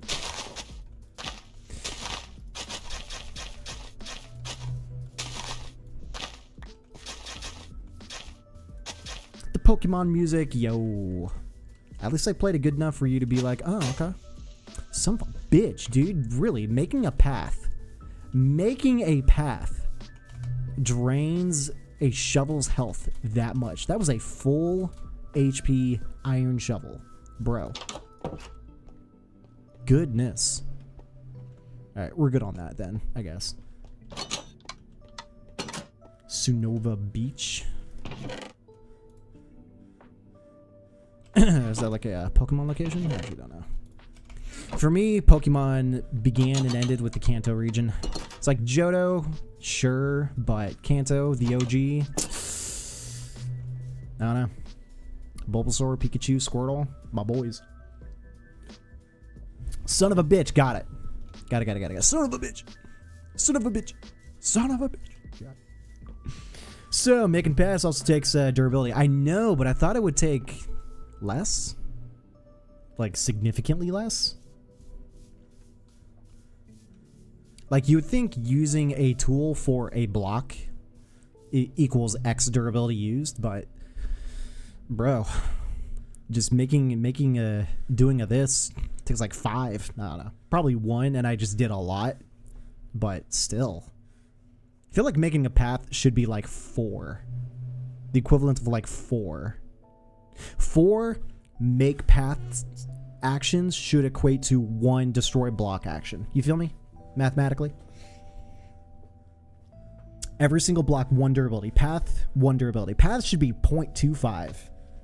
That should be my math right there, 0.25, because it's a path. You know, I'm not destroying the block. I don't know, I feel like they should be two very different things. I don't know.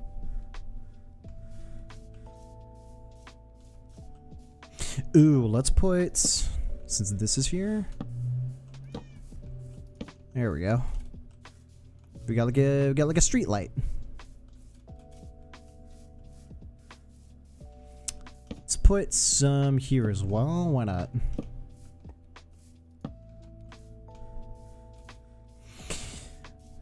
Maybe this is what we should do passively. Just try to increase the property value of my broken down, destroyed village. Better pathing, better stonework, especially over here. Fix these roofs finally. A little bit of something here and there. Let's send a petition to Minecraft. Shit. Nah, we were just talking about that before. I would imagine working the Minecraft section of Microsoft right now must be the chillest job in the world. Because they've got no reason really to be like crunching development time on any updates for Minecraft. Because I'm just like, they're just, you know, the community for Minecraft is not only massive and huge, but there's no huge competitors to the game. There's other survival games, crafting games, sure, but they're not Minecraft. They're not hundreds of millions of copies Minecraft. You feel me? They're not on every console imaginable Minecraft. They're not, you know, modded out of its ass Minecraft. Shaders everywhere. Public and private servers all over the place. Vast mega YouTube channels that have been going on for years. The biggest content created game to date, Minecraft. Microsoft is like, we'll get to content when we feel like it, bruh. Oh yeah, we're introducing some new tools, some new animals. That'll come out in a few years. What's the rush? What's the hurry? It just, I swear to you, it's got to be something like that. There's probably a million things they can add to this game. They've got no rush.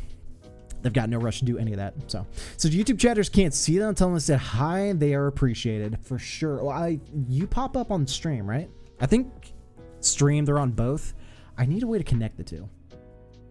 I think there is a way, but there's not a good way. I can, so there is a bot that I can turn on. Like, hold on, let me show you.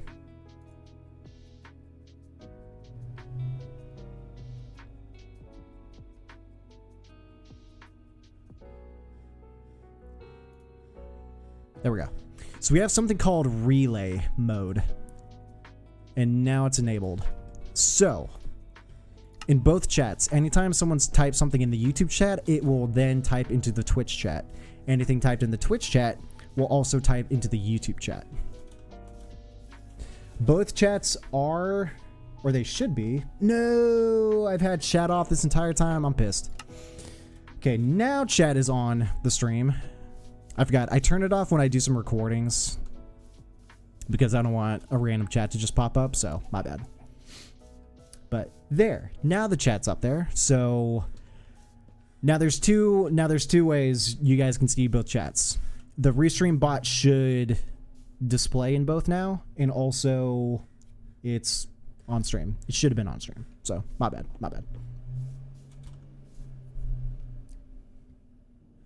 Frogs and horse meat are pretty good though. Frogs and horse I've never had. So are you. I appreciate that. What's going on, Average? Welcome back, dude. I talked to the creator of Minecraft before. You talked to dude, I can't remember his name. I knew his name at one point, but yeah, that's cool. That's sick. I don't pop up above you, strangely enough. Yeah, no, I forgot to turn it on. Minecraft being so decentralized is amazing, right? It's actually kind of good. It's like the one game that showcases something like this to that extent, so. Agreed, also hi, hell yeah. Well, also, don't forget, Axo, you are more than welcome to hop over to YouTube if at any time you do want to jump into the YouTube chat, so. Option is open for everyone to go to one chat or the other, but, you know. Notch. I knew his name. I knew his name. I knew it. I knew that. This game made so much stonks, true.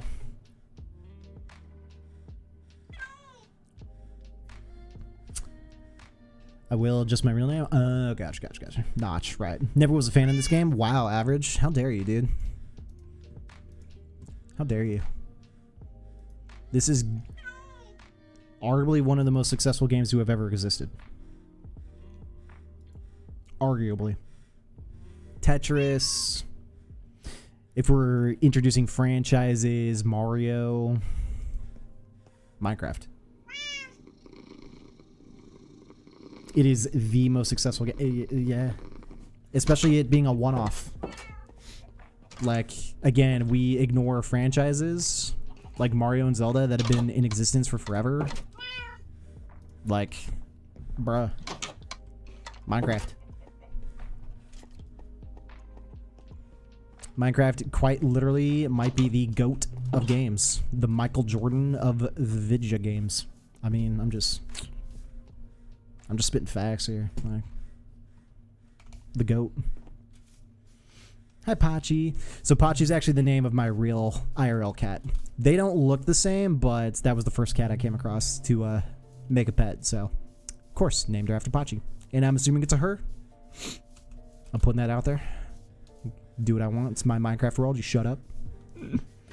It's just so boring. Spent hours and hours grinding for those things to kill a dragon, and then now, like, I need some lore. Bro, imagine playing the game and beating the game while there was a dragon. I played Minecraft before there was a dragon, where that's all you did was just go around killing things, building things, and existing. Must be nice. I'm just kidding. But no, it's one of those games where it is the sandbox survival crafting game. So it is as fun as being in a literal sandbox. If you're bored while you're inside the sandbox, then get out of the sandbox. Go do something else. Like, straight up. It is one of those games where you either love it or you can't stand it. But I feel it. I do feel it. I've had moments where I'm just like, I'm bored. I don't want to play this game anymore. But then after enough time, I'm just like, you know what? I'm bored of everything else. I'm going to go in here and just build shit. So. There will be a movie soon. Can't wait to watch it. Is there really going to be a movie? Minecraft? There's got to be, right? How much money would that make, right? Is it going to be animated? IRL? It's got to be animated to some extent, but that'd be dope. I haven't heard anything about that. Just awaiting it, just like the FNAF movie. Gotcha. Well, I could see it for sure. Minecraft. It is a sandbox, the best one. The best one. Arguably the best one. I'm bored of my fucking stove breaking every month. I feel that. Yeah, it sounds like you need to get a new stove, for sure. Let's go play with the pandas. But I feel you, I feel you.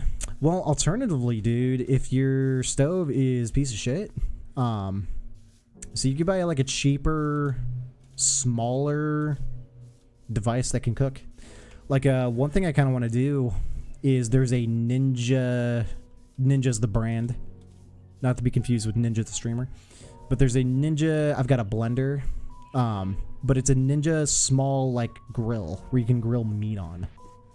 And it's not bad. It's like 150, which is affordable. So I'm thinking about that, but later. That's if the wife and I invest in more of a meat-oriented diet, which I kind of want to do. I do want to eat a little bit more meats than I usually do. I do consume protein, but I want to consume more animal protein, especially. So getting something like that would be kind of nice. But every time I cook, I smell like shit. It's yikes.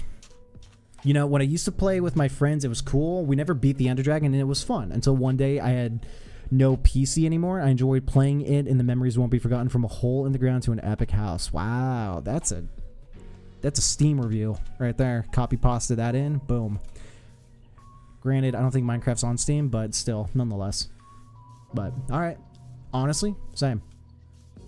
But I enjoyed it a lot, to be honest. All right. From leather to netherite. True, that's what I was doing before. I was like, what was I doing last time I was here? I was trying to get netherite because I haven't played the game in so long, and netherite was not in the game. So I have no idea what that's like. The best I've got is diamond on me, but I do not have netherites. But I forgot. We were talking about that before I stopped playing the game to go play Lies of P, and I think that was one thing we were trying to work on, was getting netherite. So we'll get around to doing that if I remember, but yeah, my focus again is I'm just trying to do more shorts content where we're just kind of talking about shit, not so much about the game, because I can make content about games all the live long day. The problem is that I don't stream nearly as much, so me waiting for something specific to happen and then short and make a clip out of it and then have it, you know, not be able to hit a wide net of people is just not the way to go. So I'm kind of just using Minecraft here as a backdrop. It's kind of background music, background gameplay to the stream. The stream is us. It's me in the chat. At least for now. Until we'll eventually move on to another single player game, but for now, we're chilling.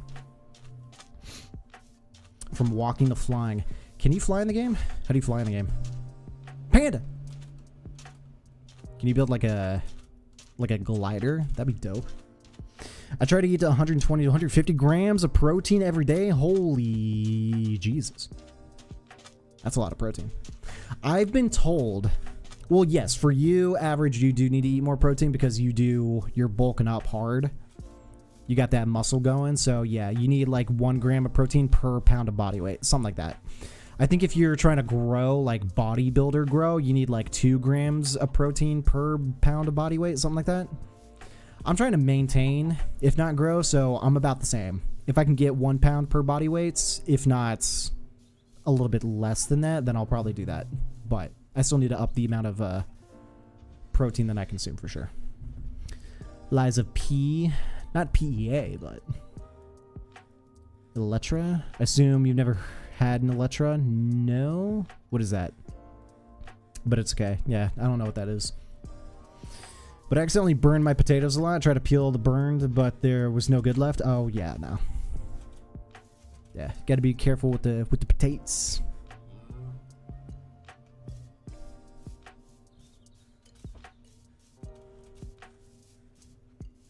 Some hardcore players.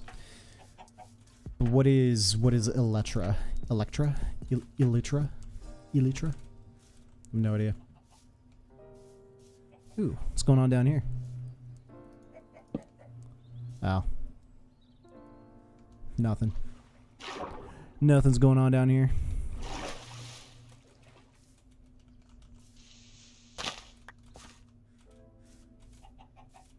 They have the best lore builds, mostly use Elytra, so you get it from an end city, which has a ship. And you need fireworks. And this is in Minecraft.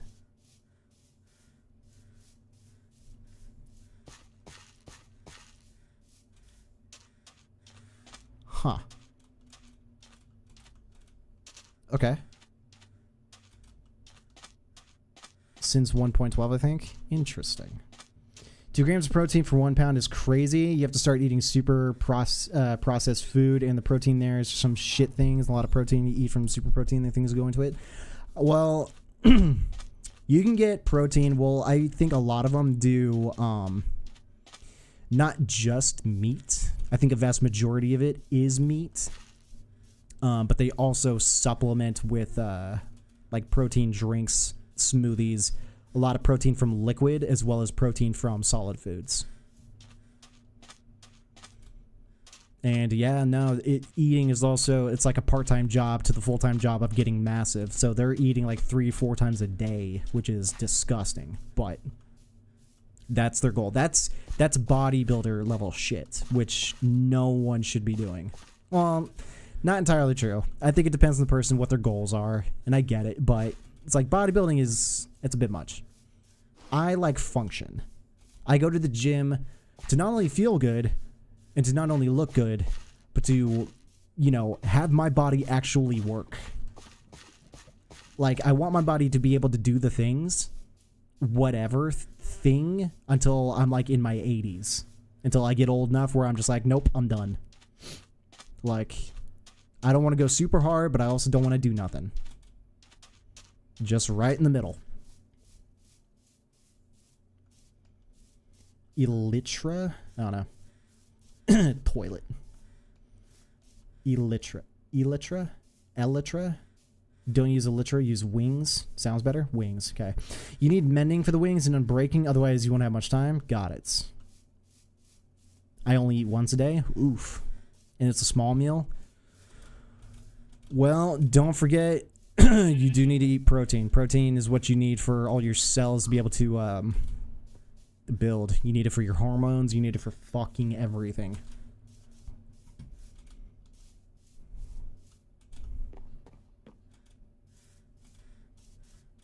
I eat what my mom cooks. Gotta respect my mother. Oh boy. Don't tell my wife that.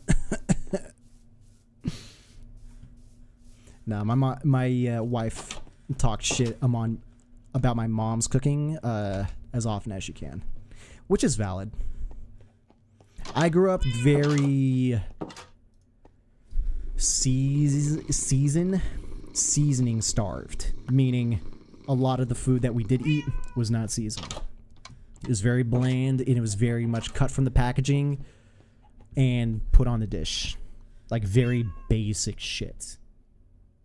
And I didn't care growing up, because you don't care. But once I met my wife and she started cooking for me, I was like, man, this shit tastes good. She's like, yeah, I know, because your mom never seasoned your food. And I'm like, all right, fine, shit. All right. It's like, I get it. Fine, shit. But to my wife's defense, she is right.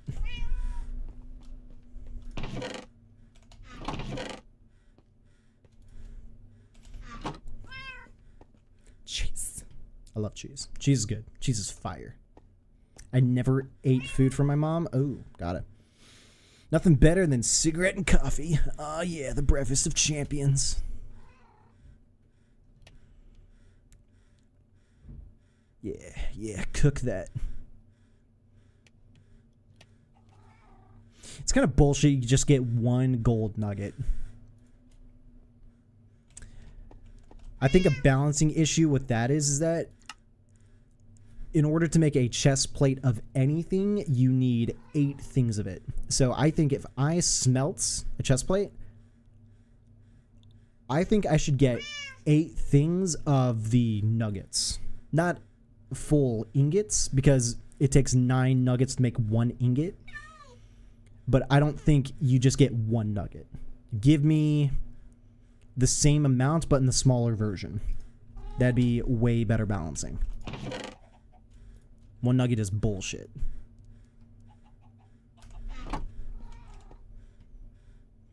What do I have a lot of? Do have a lot of. Let's cook some meat. Classic Eastern EU meal. That's weird.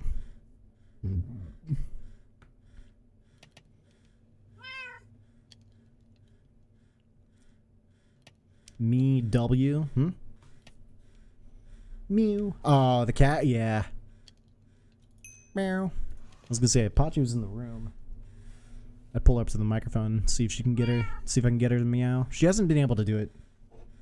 I don't think she understands the assignment. But sometimes my cat will be behind me, like she wants to play with me or something, and tries to get my attention by meowing at me. And I'm just like, I'm busy. But she's cute. Sour Patchy. Sour Patchy. Sour, sweet, gone. She is, though. Like, she'll do some stupid shit and then just be all cute and everything, and it's exactly like the commercial. Cats are exactly like the commercial. It's not even funny. They just fuck something up and then just act all cute and shit. It's like, alright, I see the game you're playing. It's so me over, dude. Yeah. Guys, can you see me? Yeah, I can see you. Ow, shit. I see you. I hear random breathing. Oh.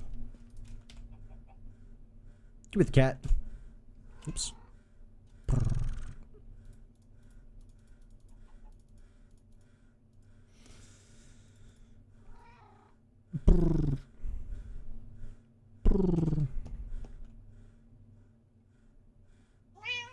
Meow.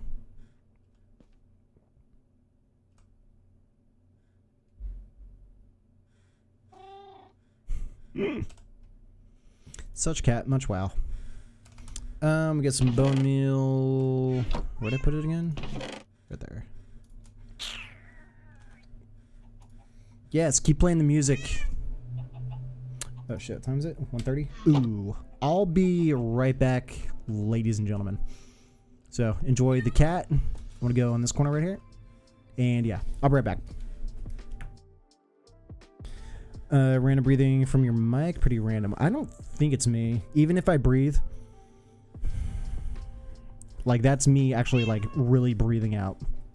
I don't breathe super hard, so I don't think it's me. I also don't breathe directly into the microphone, so no, I don't think it's me, but I'll be right back. Give me about 10 minutes, give or take. So yeah, I'll be right back.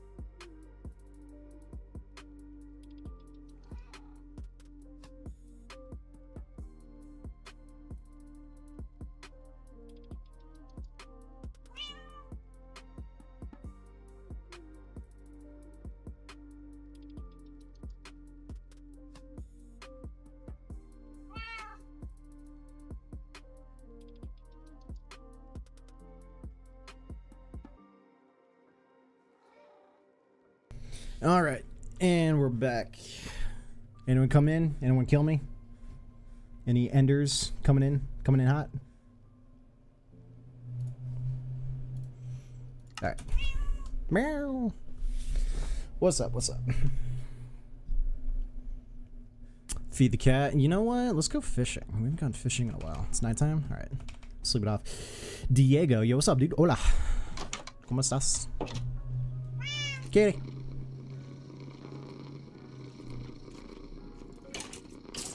Thank you for the rabbit hide that I'll use for no reason. Where do I put this stuff? That's where I put the rabbit's foot.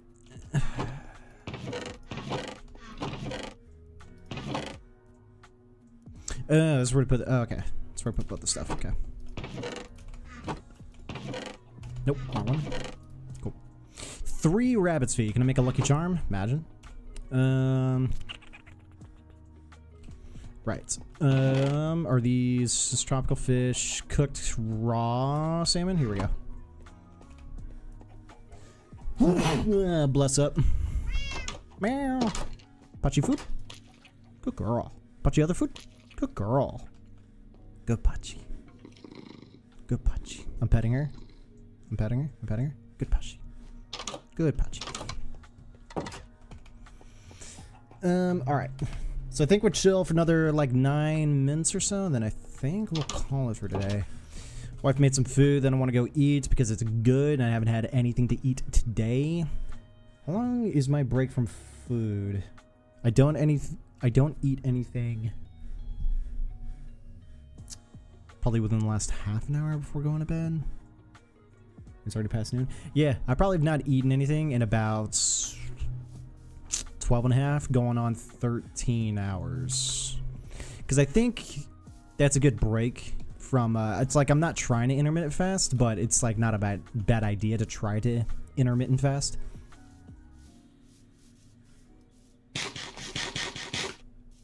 But, you know, a significant break between meals. Back in the day, I was trying to do it a little bit more where I'd give myself like a 16-hour window of no food. So it's like a few hours before sleep, plus sleep, and then skipping breakfast, which I usually do any day. I don't really eat breakfast all that much. So it's a good 16-hour window of no food. So that only leaves 8 hours to have like a lunch and a dinner, and that's pretty much it. And yeah, it worked pretty well, but not necessarily trying to do that now. Nope, too low. Come here, spider. What's up, dude? What's up, nerd? Sit down.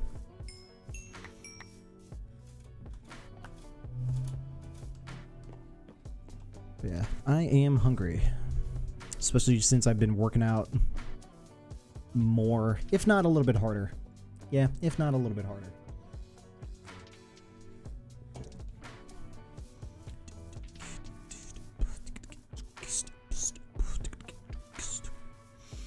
Yeah.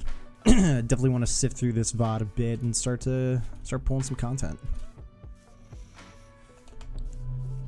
Because I think once I start, I guess, showcasing what the conversations are, how chats, pretty much how the both of us, me and chat, interact. I don't know. Might be some more digestible content, but more. It's almost like marketing in a way. Because I suck at marketing. I really do. Going through the business classes, I'm just like, marketing does not sound like fun.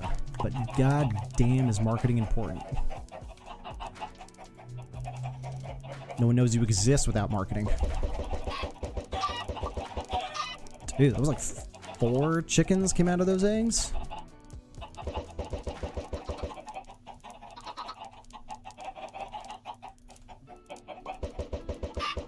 The hell? Alright, well, I guess this chicken is free range. Alright, you do you, dude. Or do you want to go inside? No? You're good? Alright. That chicken turned the corner. He is committed. That's Chicken Little over there. Yeah, I think we're good. Let's go and pack it in. Chill with Pachi in the bedroom. Alrighty, dudes. That'll be it for today. We're chilling. We chilling. Straight chilling. Let's go and save it quit. Alright. So we'll be back on tomorrow. I don't know if we're going to be going back and forth between Minecraft and Valheim. I think I might try doing that next week. So we'll be back on tomorrow. We'll be doing some more Minecraft.